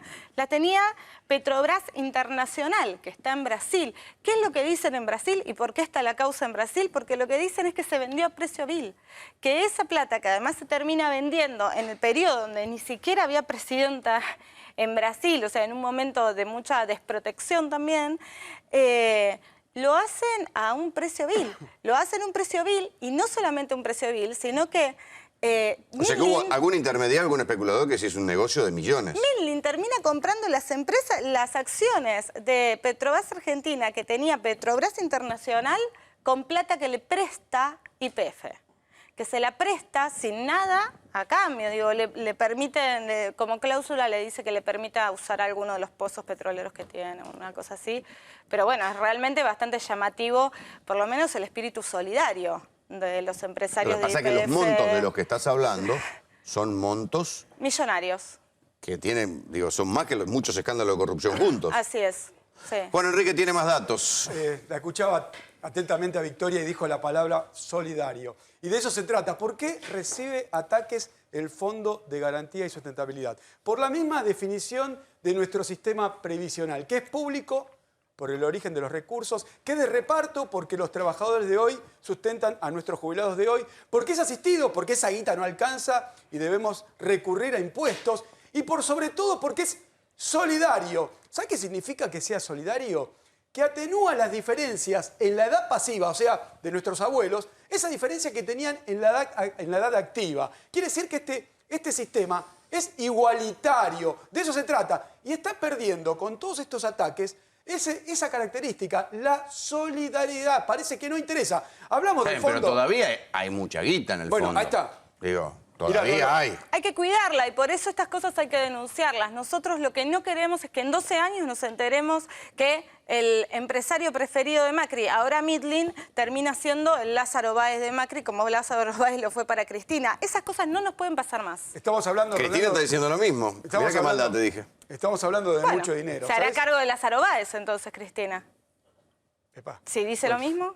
Hablamos de diciendo lo mismo, que Macri viene por la plata de los jubilados. No, digo. No, Rolo, mirá, hablamos de mucha guita, hablamos de mucho dinero. Esta torta son hoy 870.000 millones de pesos. ¿Cuánta guita es? Es todo el dinero que está circulando. Todo el dinero que vos tenés en tu casa, que tiene toda la gente, esta es toda la guita esa. El equivalente... para, ahí me perdí. A la base monetaria. Sí. Todo ese dinero. Mirá, el 58%... los jubilados se lo prestaron a la nación. Eso o sea, ¿el fondo de garantía tiene tanta plata como la base circulante? Como todo el dinero que está en la calle. Exactamente. Es la misma cantidad de guita.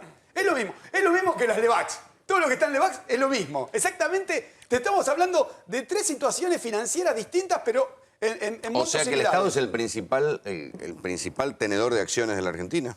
No, porque es el principal tenedor de bonos, de deuda del Estado Nacional. Ahora también hay muchas características, ahí hablamos de acciones, yo no me quiero meter en el tema legal, pero sí quiero describir un par de detalles. Cuando hablamos de las acciones, también el fondo invierte en infraestructura, hay que decirlo, pero cuando hablamos de las acciones, el 13,6% de esos 870.000 millones de pesos están en acciones. Acá hay algunos nombres, ¿no? Algunas acciones, mirá, estamos hablando de 16.300 millones de pesos, hablamos de 12.000, hablamos de mucho dinero. Pero ¿sabes que acá no te voy a dar el nombre yo? Ya lo dije el otro día. Acá hay una empresa que se financió con los abuelos, que hizo obra pública. ¿Y sabes qué fue a poner su domicilio fiscal en Luxemburgo. Ni siquiera quiere pagar impuestos acá, Rolando. Y los abuelos, nuestro fondo, nuestra futura jubilación, les está bancando las inversiones y la empresa. ¿Avanza la causa de Bonadío o...? Está avanzando. Bueno, por lo menos hace unos días atrás hubo un allanamiento. Habrá que esperar el resultado del allanamiento, pero sí, está avanzando. ¿Algo se sabe del allanamiento que encontraron, Néstor? No, el allanamiento básicamente secuestraron documentación, poco más que eso, y es un proceso muy largo porque la documentación es muy técnica. Toda la operación bursátil tiene un tecnicismo, una especificidad que tienen que llamar a gente especializada en contabilidad para que lo entienda. De manera tal que es un proceso muy largo. Habitualmente la justicia es lenta, en este caso en particular es más lenta todavía. Hay una sola ventaja. La Fiscalía Especial en cuestiones previsionales certifica, casi te diría que semanalmente el estado de todas las causas. Pide una vez por semana que le expliquen qué movimientos hubo y hay un seguimiento allí que es lo que de alguna manera empuja al juez Bonadío a no dormirse sobre la tramitación. Sí, también hay que decir que estar mirando lo que está pasando hoy en este Fondo de Sustentabilidad hace también que les sea más difícil este tipo de maniobras, o por lo menos nosotros aspiramos a eso, y seguir rifando, porque lo que hay que entender acá es que lo que está en juego es el futuro de los jubilados, claro, de los actuales y de los futuros. O sea, nuestro futuro, el futuro de los que pensamos jubilarnos y seguir viviendo en este país y que no somos parte de este sector social que cuando hacen negocios para sí, cuando hacen negocios privados, parece que les va bastante bien y ahí sí son buenos inversores, saben cuándo comprar y cuándo vender acciones y terminan ganando. Ahora, cuando los negocios los hacen con las acciones del Estado, con la plata de los jubilados... Ahí no, ahí pierden. se olvidaron. Hay un diferente... Sí. Para mensurar el volumen de dinero que es, cuando se produjo el cambio de gobierno, el Fondo de Garantías tenía un equivalente en reservas que era superior a las reservas del Banco Central. ¿Hay un diferente estilo de corrupción entre macrismo y kirchnerismo? Para mí la corrupción es corrupción. Es cuando uno se enriquece con la plata del Estado, cuando uno se enriquece con plata pública. Esa diferencia que hay o que quieren hacer algunos donde... revolear bolsos adentro de un convento es corrupción y vender acciones a empresas que terminan siendo tuyas y después enriqueciéndote por la manipulación, por ejemplo, de los peajes. Digo, hay una denuncia contra la familia Macri también que tiene que ver con cómo aumenta el valor de las acciones de su empresa y después vende la participación de la empresa. Esto parece que es, ¿cómo dice? Conflicto de intereses. Corrupción es corrupción. Cuando vos te enriqueces por el lugar que ocupás, ese lugar es de ser de funcionario público, eso es corrupción. Digo, conflicto de intereses, tráfico de influencias, díganle como quieran, eso es ser un corrupto. Sí, Esteban. Diputada, ¿cómo ve el pedido que hicieron algunos de sus colegas en la Cámara de Diputados para la autorización salarial, para que les aumenten los sueldos este año en el cual se prevén no más de 10 sesiones, 7 aproximadamente? ¿Cómo lo ve?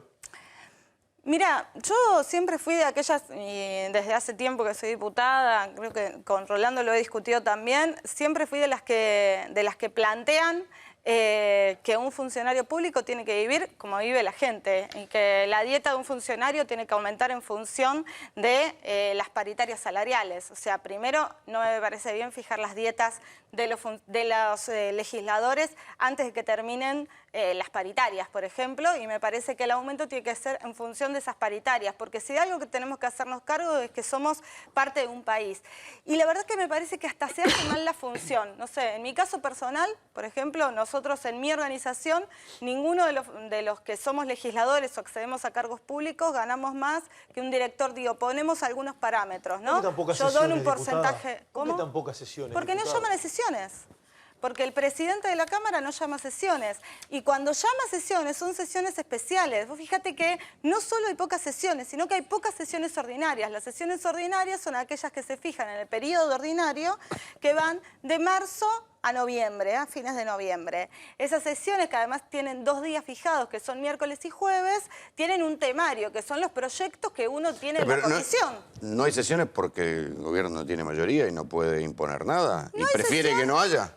No hay sesión porque el gobierno tiene mayoría y prefiere que no haya, y porque cuando puede haber alguna sesión, ellos prefieren tratar aquellos temas no espinosos, para ponerle algún adjetivo. Entonces, temas que sean más de consenso y llaman a sesiones especiales, que ahí no se pueden tratar los temas que le interesan a la gente. Mira, justamente hoy me junté con María Luján Rey, ¿no? Una, digamos, de las madres, claro. Y ella me pedía, por favor, que sesionemos para tratar la ley a favor de las víctimas de delitos que fue modificada en la Cámara de Senadores y tiene que volver a diputados. Yo espero que esto lo podamos hacer y que lo hagamos antes de que cierren las listas, porque como además hoy el gobierno tiene una discusión muy grande entre la UCR y el PRO por las listas de Cambiemos en todo el país, yo la verdad es que no veo como demasiada voluntad. Ojalá llamemos antes de que cierren las listas. ¿Estuviste en la presentación de Marcos Peña? Estuve en la presentación de Marcos Peña, sí. Quiero que veas un momento y después vamos a hablar de polarización.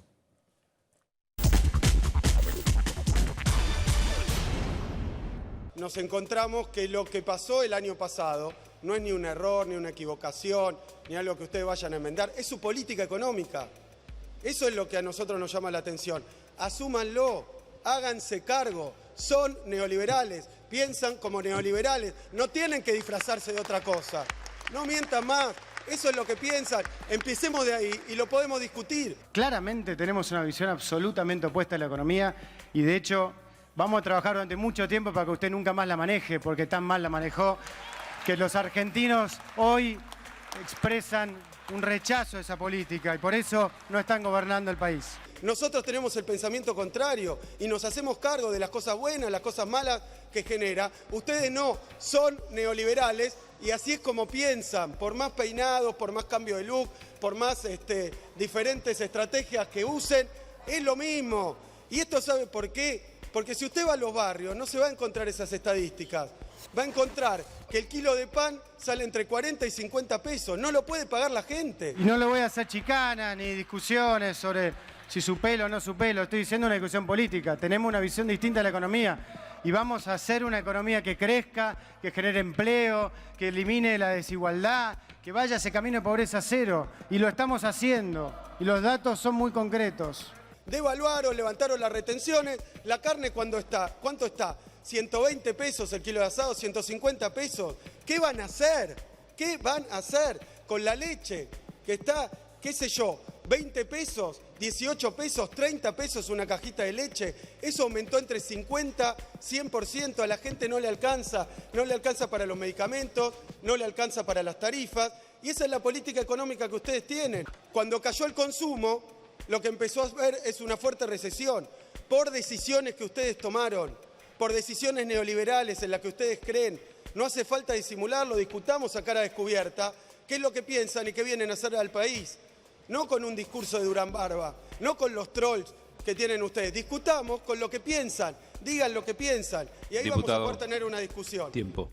Nuestro desafío pasaba por la lucha contra la inflación, que como gobierno estamos absolutamente convencidos que es la forma más perversa de financiar un déficit fiscal, que fue la forma que se usó durante el gobierno anterior, dejándonos el país con una de las 3 inflaciones más altas del planeta. Nosotros podemos afirmar hoy que vamos en vías de tener en este año 2017, luego de un 2016 donde se tuvo que ordenar una transición complicada y que por varias razones eso afectó la marcha de la inflación, pero tal como anticipamos, que en el 2017 estimamos que vamos a tener la inflación más baja desde el 2009.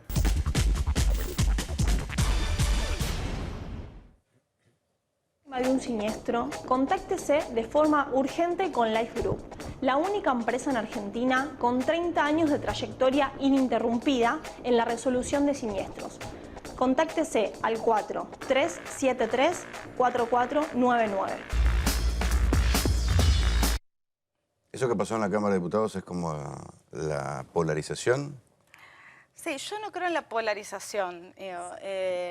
No creo en la polarización, primero porque es una elección legislativa y después porque creo que los únicos que ganan con la polarización es el macrismo y el kirchnerismo. ¿Por qué? Porque el macrismo se para ante este escenario de supuesta polarización, diciendo nosotros los vamos a salvar de aquellos que son el pasado. Y la verdad es que yo lo escuchaba a Kicillof, lo escuché la otra vez, lo escuché ahora, y no deja de parecerme lo mismo, pero a este chico no se le cae la cara de vergüenza realmente, porque hay que tener caradurez para salir a hablar de la inflación cuando vos fuiste ministro de Economía de un gobierno que no solamente fue un gobierno donde hubo una alta inflación, sino que además era un gobierno que escondía la inflación abajo de la mesa para no decirnos cuántos pobres había. Estamos hablando del mismo ministro de Economía que no quería medir la pobreza porque estigmatizaba a la gente y en realidad lo que no querían decir era el fracaso del plan económico que encabezaba él. Entonces la verdad es que escucharlo a él discutir con Peña es casi un chiste y querer decirnos que eso es la polarización, pero ya nos están tomando a todos de estúpidos. Peña.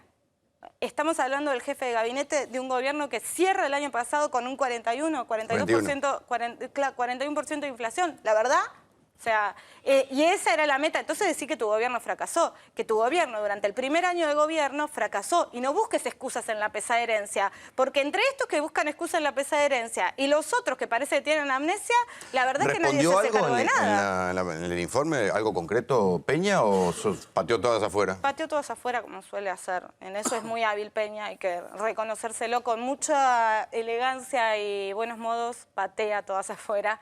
Es lo que se enojan menos. Se enojan menos que los kirchneristas, querés decir vos. Sí, por lo menos lo hacen con otras formas. Esteban. Diputada, su nuevo socio político, Sergio Massa, fue parte del kirchnerismo hasta el 2009 y un poco más. Incluso fue candidato testimonial. ¿No le hace un poquito de ruido eso? Mira, ruido me haría si se hubiese ido sin ninguna crítica. Él se fue criticando, yo también fui parte del kirchnerismo durante el primer gobierno fue jefe de gabinete, Massa, ¿eh? Fue jefe de gabinete y candidato testimonial. Durante el primer gobierno de Menem, me parece que el kirchnerismo fue un proceso político en Argentina donde muchos, nos sentimos convocados a construir una política diferente. Algunos desde alguna posición de poder pensaron que eso lo iban a poder hacer de una forma más profunda, otros nos dimos cuenta, yo me di cuenta un año antes, nos fuimos en el 2008 nosotros de la gestión de gobierno. Me parece que acá lo importante, y además eso realmente en la política en el mundo hoy tiene bastante poco que ver, porque no sé, ¿qué dirías entonces de ministros de este gobierno que fueron aparte ministros durante casi toda la gestión del gobierno anterior, como el caso del ministro de Ciencia y Tecnología, ¿no? Me parece que en realidad el punto está en qué proyecto político uno se termina encuadrando y qué cosas soporta de algunos proyectos políticos y qué cosas no se aguantan de esos proyectos. Hay mucha discusión sobre cuánto puede aguantar la alianza Massa-Stolbizer la polarización, sobre todo en provincia de Buenos Aires. Es que yo no veo la polarización. De la polarización también hablaban cuando en realidad Sergio Massa fue un dirigente que demostró que podía romper esa polarización y partir casi la elección en tres. Digo, no terminó dividida en tres, pero sí fue el tercio él. Y creo que hoy es uno de los pocos dirigentes con la capacidad de convocar a un amplio espectro de la sociedad. Y eso es lo que a mí me hace ruido, como decía Esteban. Digo, lo que a mí me hace ruido, pero ruido de alegría, es encontrar a hombres y mujeres de distintos espacios, como Margarita, como Sergio, dispuestos a sentarse a ver en qué cosas podemos coincidir, qué miradas podemos tener coincidentes y en qué cosas no podemos coincidir y irlas caminando juntos. Sí. Eso está bueno, porque aparte en el mundo realmente las cosas están cambiando y hay que hacerse cargo de eso. ¿Sabes por qué la pregunta? Porque Margarita Stolbizer y vos también tuvieron una carrera de coherencia, digamos, denunciando mucho la corrupción. Y Massa formó parte de ese gobierno y jamás denunció nada de la corrupción. Esto es el caso concreto y puntual que te pregunto si te hace ruido. Sí, yo creo que hay muchos dirigentes que uno puede decir, tal vez no hicieron eso en lo público y sí lo hicieron, digamos, puertas para adentro de cada una de sus formaciones políticas. A mí me haría ruido si a Massa lo estarían denunciando. Ahora, la verdad es que yo creo que si tuviesen algo que denunciar de Massa ya lo hubiesen hecho. Y si estoy con Sergio en este camino de tratar de construir juntos una alternativa, y que es un camino que lleva mucho esfuerzo, porque aparte no es la cultura política de nuestro país. Es porque realmente creo que es necesario abandonar ciertas prácticas. Mira, yo soy una mujer que viene de una tradición de izquierda, pero yo estoy convencida que con la izquierda sola no alcanza para gobernar el país. Y si bien soy una mujer que vengo de una tradición de izquierda, también quiero gobernar. O sea, nosotros no somos una fuerza política testimonial, yo no soy una dirigente política ni testimonial, ni que me voy a quedar acá sentada denunciando solamente sin tener ninguna propuesta o rompiendo todo aquello donde quiero ir a construir. Yo quiero construir algo que dure y que sirva para transformarle realmente la vida a la gente. Y que algún día te toque gestionar. Transformarle la vida a la gente desde la gestión. Y para eso hay que juntarse con gente que tiene experiencia y que ha pasado por esos ámbitos. Y de esos que tienen experiencia y pasaron por esos ámbitos, rescato, por ejemplo, la gestión de Massa enfrente del ANSES. Perdón, ¿puedo hacer una pregunta, Rolando? Sí. Hablaste recién de tu presidencia de izquierda, la comparto, y tu compromiso con los derechos humanos, que siempre lo destaqué desde televidente. Y siempre hay coincidencias y no coincidencias en alianzas, ¿verdad? ¿En qué porcentaje calculás tus coincidencias con Massa respecto a la modificación del Código Penal y lo que sería la parte del Estado represora en función de las clases populares? Y ahí ya es más difícil. Esa es una de las miradas que no coincidimos. Digo, no que no coincidimos, sino que venimos de tradiciones distintas y tal vez de algunas prácticas diferentes, pero que realmente creo que coincidimos en un núcleo básico de ideas alrededor de la economía que tienen mucho que ver, aunque no parezca, digamos, con esas cosas que no coincidimos en el núcleo penal. Claro, porque la incidencia en el delito burdo lo hace la gente justamente de pocos recursos. El delito callejero, el delito al que estamos todos y todas expuestos, ese delito que que te hace víctima en la calle, que te roben el celular, la billetera, ese delito... necesitas una estructura de seguridad importante, pero también necesitas tener prevención de otro estilo. Y en ese la economía juega un rol fundamental. Y por otro lado te diría que combatir la corrupción y combatirla dentro de los nichos de las fuerzas de seguridad, que además, digamos, tanto se conoce, también es fundamental, importante, y esto ocupa un lugar importante en la agenda de Massa. Después hay otras cosas que no coincidimos y de las cuales nos hacemos cargo y que hay que construir juntos. Vicky, muchas gracias por venir. No, gracias a ustedes. La Argentina se ha convertido en un país de una de las mayores cargas impositivas del planeta. Esto ahora no se sabe a partir de un informe de una consultora privada, sino de un informe oficial que fue presentado al Congreso.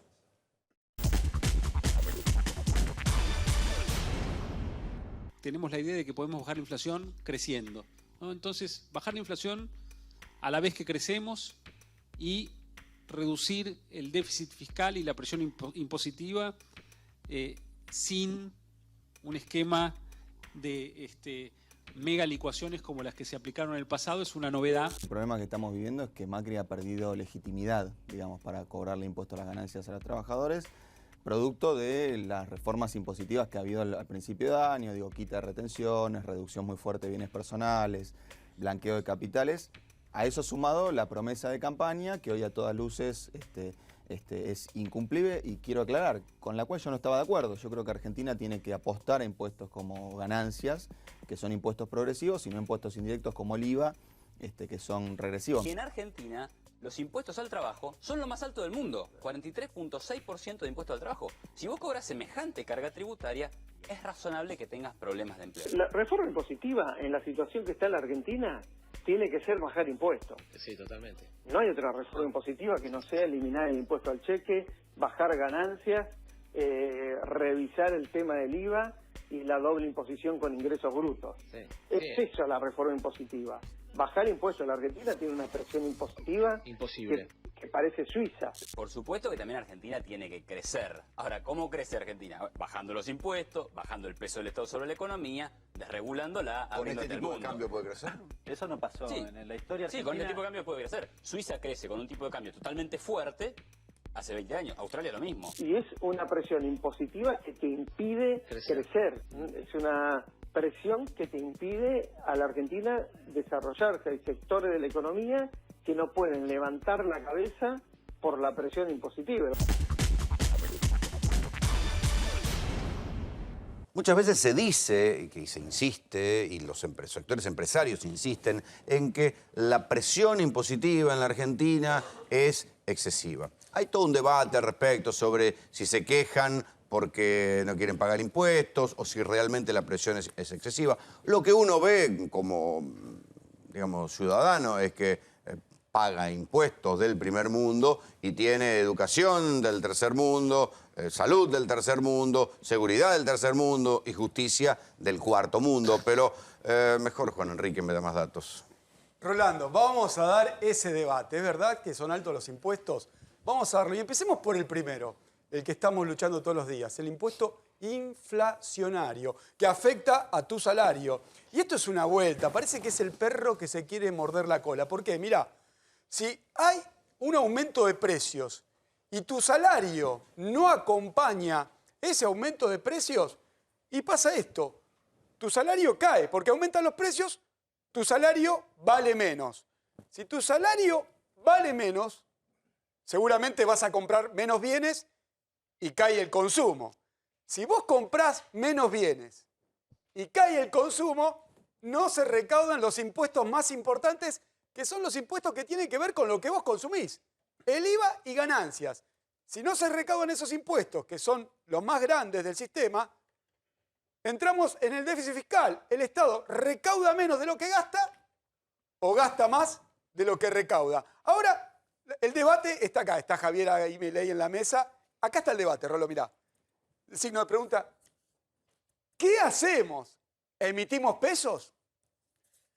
¿Nos endeudamos en dólares? ¿O bajamos el gasto? ¿O, ¿sabes lo que hacemos, Rolo? Que acá me voy a tomar el atrevimiento yo. Voy a poner rápidamente lo que yo pienso. O recaudamos mejor. ¿Por qué te digo recaudamos mejor? Esto es lo que se recaudó en el año 2016. 2 billones, 2 millones de millones, 2 billones de pesos. Y mirá, si vos mirás esto cómo se recaudó, acércate un poquito, no tengas miedo, vení, vení.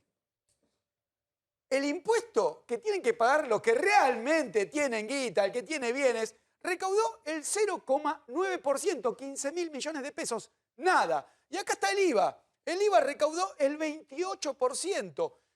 El impuesto al trabajo el 25%. Ganancias que están pagando todos los trabajadores. Mirá, ¿por qué te digo eso? No recaudar más, no que la presión es alta. Acá no están pagando los que tienen que pagar. Porque si estos señores pagaran lo que tienen que pagar, y muchos trabajadores que ganen menos de 150.000 pesos no tendrían ni idea de lo que es el impuesto a las ganancias. Rolo, ese es mi debate. Ahora, seguramente hay muchos pensamientos. Lo que ha pasado también es que hay un informe oficial. O sea, el Poder Ejecutivo mandó un proyecto de ley para encarar una reforma tributaria y en ese informe oficial hace una radiografía sobre lo que son los impuestos. Debo reconocer que Javier Milei desde hace meses me viene diciendo, macho, la carga impositiva, toda suya.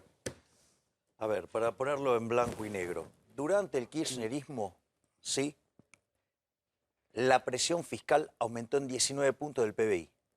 Nación, provincias y municipios... ¿Pero bien cobrados o mal cobrados? ¿Se cobró de lo que estaba en negro o se...? No. Digamos, no, es salvaje sobre el que está en blanco. Si vos corregís por la economía en negro, la presión fiscal de Argentina llega a 60% del PBI, digamos, sobre el que está en blanco vendría a ser.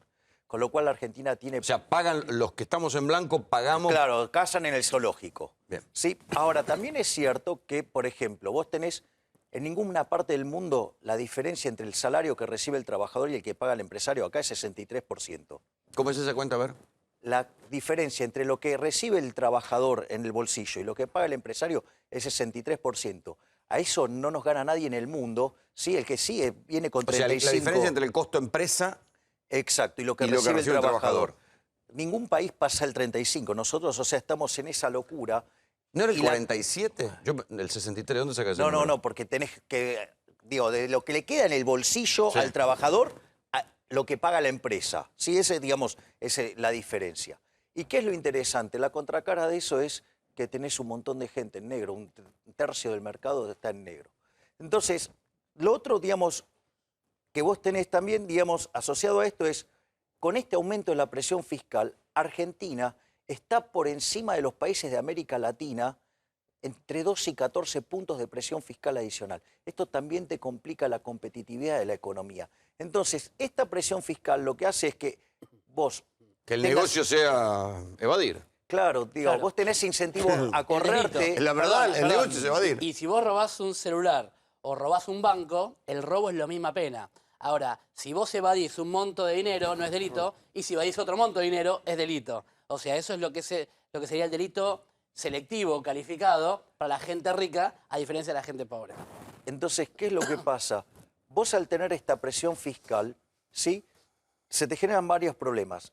Los grandes proyectos, sí, que son los que tienen economía de escala y que son los que te potencian el crecimiento, al ser tan grandes no invierten porque no tienen negocio. Entonces, ¿qué te queda? Todo lo marginal, que son además negocios de muy baja productividad y que además pagan muy mal. Entonces, eso lo que hace es que la economía, digamos, tenga poca inversión, de mala calidad, crezca poco, digamos, con una profunda desigualdad, ¿sí? Con marginalidad. Entonces, desde mi punto de vista... ¿No es una exageración empresaria? Porque yo recuerdo en una época, Cavallo también empezó con que había que bajar los impuestos, se bajaron una cantidad de impuestos y no sirvió para nada. A ver, Rolando, vamos a ponerlo en... A ver, Argentina es el país que tiene la presión fiscal más alta del mundo para el que está en blanco. ¿Sí? Por ejemplo, ¿Del mundo más que los países europeos? Sí, claro, fíjate esto, dicen, te agarran y siempre te señalan los países nórdicos, ¿no? Digo, están sí, pero nórdico te dan educación, salud y... Claro, digo, al margen de que, digamos, vos cuando recibís el bien público de calidad y no es una... No, porque acá tenés que pagar. Vos tenés que pagar tu bolsillo, la educación privada de los pibes, tenés que pagar tu bolsillo, la salud. Yo te doy el caso de Suecia, porque digo, a ver, yo veo a los políticos, ¿sí? Digamos que se masturban y entran en éxtasis con la presión fiscal que tenía Suecia en los 80, que llegaba a 75% del PBI, mirando los resultados de hoy, que es un país espectacular, ¿no? Ahora, ¿cuál es el punto? El punto radica que Suecia, ¿sí?, quebró a finales de los 80 e inicia una reforma pro mercado. De hecho, hoy la presión fiscal en Suecia del 75% la bajaron a menos del 40%. ¿Vos ¿Sí? una pregunta? No, dame un segundo. Y además, tienen unas características para brindar los bienes públicos. Vos sabías que, si yo te puedo asegurar que yo estaría dispuesto a que la educación se financie como se hace en Suecia, con sistemas de vouchers. Vamos a ver a cuánto le gustan. Te queman el país, porque agarran y te dicen, ¿cómo vas a aplicar la metodología de Friedman? La metodología de Friedman para eso es fabuloso, porque si la sociedad se puso de acuerdo en que quiere financiar la educación, sí, ahí está la plata, te dan la plata, y vos vas a la institución que vos quieras, y las instituciones compiten, y no que tenés acá centros de adoctrinamiento marxistas en, digamos, las instituciones de educación Exagerado, pública. No, a mí, bueno, digo, en mi visión no. Entonces, vos fíjate, pero que compitan. En cambio, acá vos no podés competir. ¿Me entendés por qué? Porque cuando vos tenés instituciones que no cobran... Las universidades sí que compiten. Suecia, las universidades... Javier, en Suecia el IVA es del 15%. Vos hablaste recién de bajar... Pero... Hablaste de bajar el impuesto a las cargas sociales. El impuesto más grande que recauda acá en la Argentina es el IVA. Es el 21% y lo pagamos todo. Está bien, pero... El que tiene, el que no tiene. A ver, ¿por qué no? ¿Qué habría que hacer? Vamos a eso. ¿Qué habría que hacer? El IVA. No, pará, mirá, digamos, a ver, mirá. ¿Vos crees que, digamos, o sea, yo estoy lejos o cerca de Hayek? Yo creo que está muy cerca. Bien, digamos, yo estoy muy lejos. Sí, es un poquito zurdito igual para mí, pero digo, no importa. Mira, yo te cuento algo. Hay un libro de Hayek que se llama Los Fundamentos de la Libertad. Son 3 libros adentro. Y el libro 3, o sea, dice, mira, la sociedad quiere tener Estado. ¿Cómo cobro los impuestos? Y uno de los impuestos que más repudia Hayek, ¿sabes cuál es?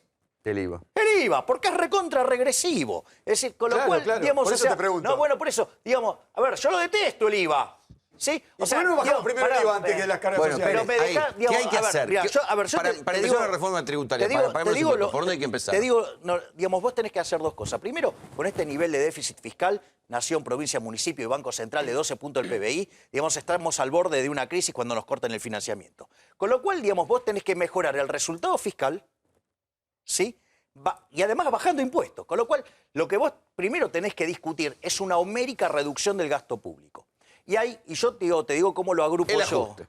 Sí, pero vos sabías que todos los planes de shock sacando el 59 fueron expansivos y todos los gradualistas terminaron en crisis. Entonces te digo yo cómo se hace. Vos tenés el diseño que hice yo con Giacomini. 40% es gasto social. No se puede tocar, tenés 30% de pobre. No podés tocar un mango de ahí, al menos de corto plazo. 40%, sí, son salarios. en todas las dependencias del Estado llegás a sumar más de 4 millones de empleados públicos. ¿Sabes qué? Sobran la mitad.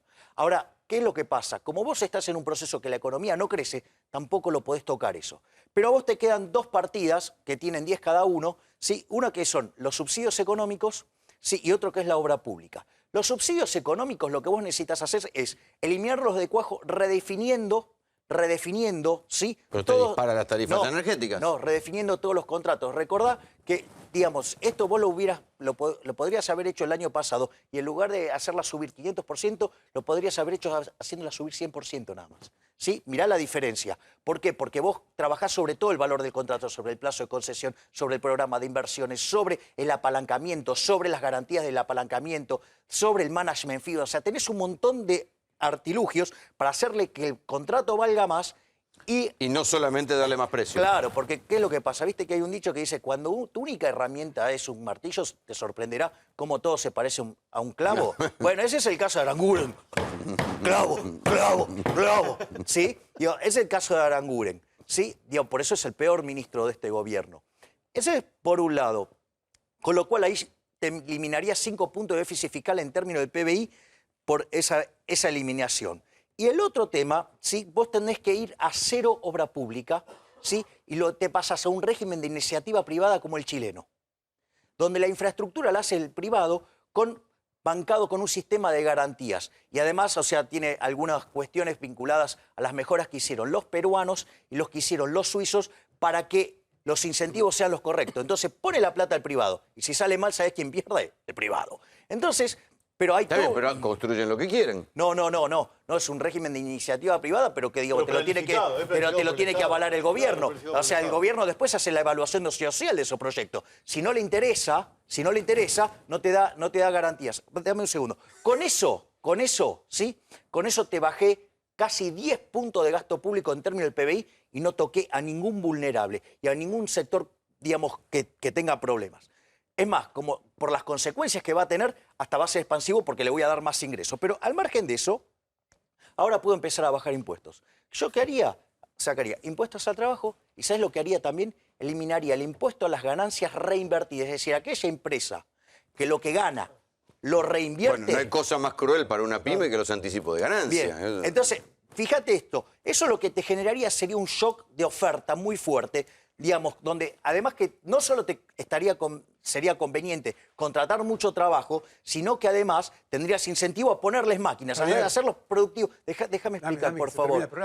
Bueno, digo, vos estás todos los días, yo soy invitado. Entonces, ¿qué es lo que pasa? Pobrecito. Vos generás en eso un sendero de crecimiento. Y en la medida que vos empezás a crecer y empieza a haber demanda de mano de obra genuina, vos podés empezar a pasar empleados del sector público al sector privado con un programa de retiro voluntario bancado por un organismo multilateral tal que lo financiás con 2 mangos. Y con eso impulsás. No, lo que sucede es que para mí hay un impuesto ahí que no recauda nada, que es el que tiene dinero, bienes personales. Y acá en Argentina tenemos 100.000 argentinos que tienen más de 100 millones de dólares que no están pagando lo que corresponde. Pero tampoco pagan sus empresas. A mí me preocupa más que no paguen las empresas. Bueno, no pagan. Hay gente que se esconde atrás de 8 millones, que son 100.000 argentinos, que no pagan lo que corresponde. Primero, no miramos quiénes no están pagando antes de mirar, sacar el ¿Pero eso hace diferencia? Sí, hace mucha diferencia. Ahí te lo dije. Si esos pagaran lo que corresponde en bienes personales, recaudaría...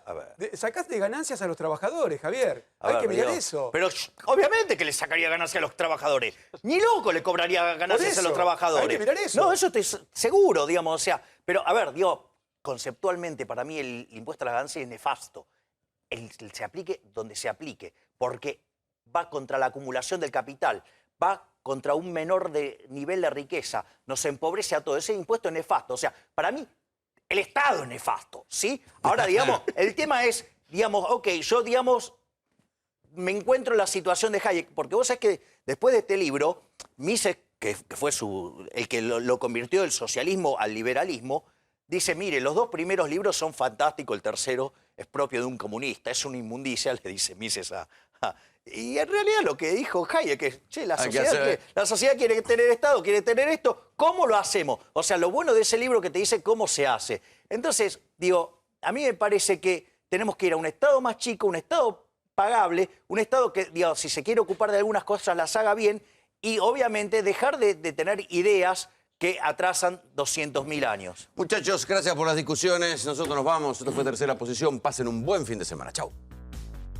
Bueno, tuvimos del Partido Justicialista de la Ciudad de Buenos Aires un mandato del Consejo Directivo del partido para conformar un frente amplio, plural, democrático. Por eso hoy es esta charla que tiene que ver con muchos partidos políticos, con muchos dirigentes de diferentes espacios y particularmente del peronismo, tratando de celebrar las bases de este primer encuentro programático para discutir con el resto de las fuerzas políticas de la Ciudad de Buenos Aires, fuerzas políticas que son del propio peronismo y fuerzas políticas que son externas al peronismo, ¿no? Partidos de centroizquierda, partidos progresistas, que tenemos la base sobre la discusión ideológica de un frente amplio, plural y democrático, y en eso estamos trabajando. En la provincia de Buenos Aires hay muchas dudas sobre si va a haber varios candidatos, si va a haber paso. ¿Cómo está la situación en la capital federal, en el PJ? En la capital federal trabajando para conformar un frente que represente la mayoría de las fuerzas democráticas de la Ciudad de Buenos Aires. Tenemos enfrente un proyecto neoliberal que todos los días agobia al pueblo argentino y creo que hoy más que nunca, no solamente los que hacemos política, sino los argentinos todos, tenemos que estar unidos para enfrentar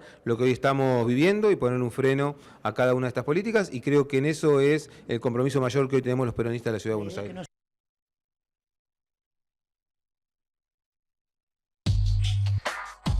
Gioja lanzó su campaña a senador con pasacalles por San Juan, pero recibió un revés inesperado.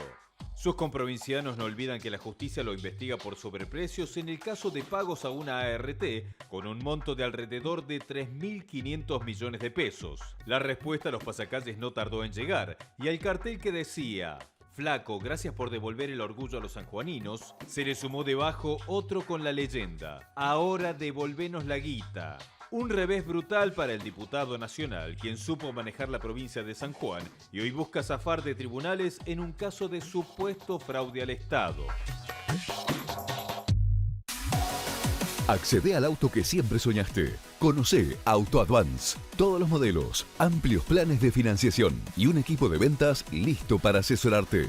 www.autoadvance.com.ar. Auto Advance lo hace posible.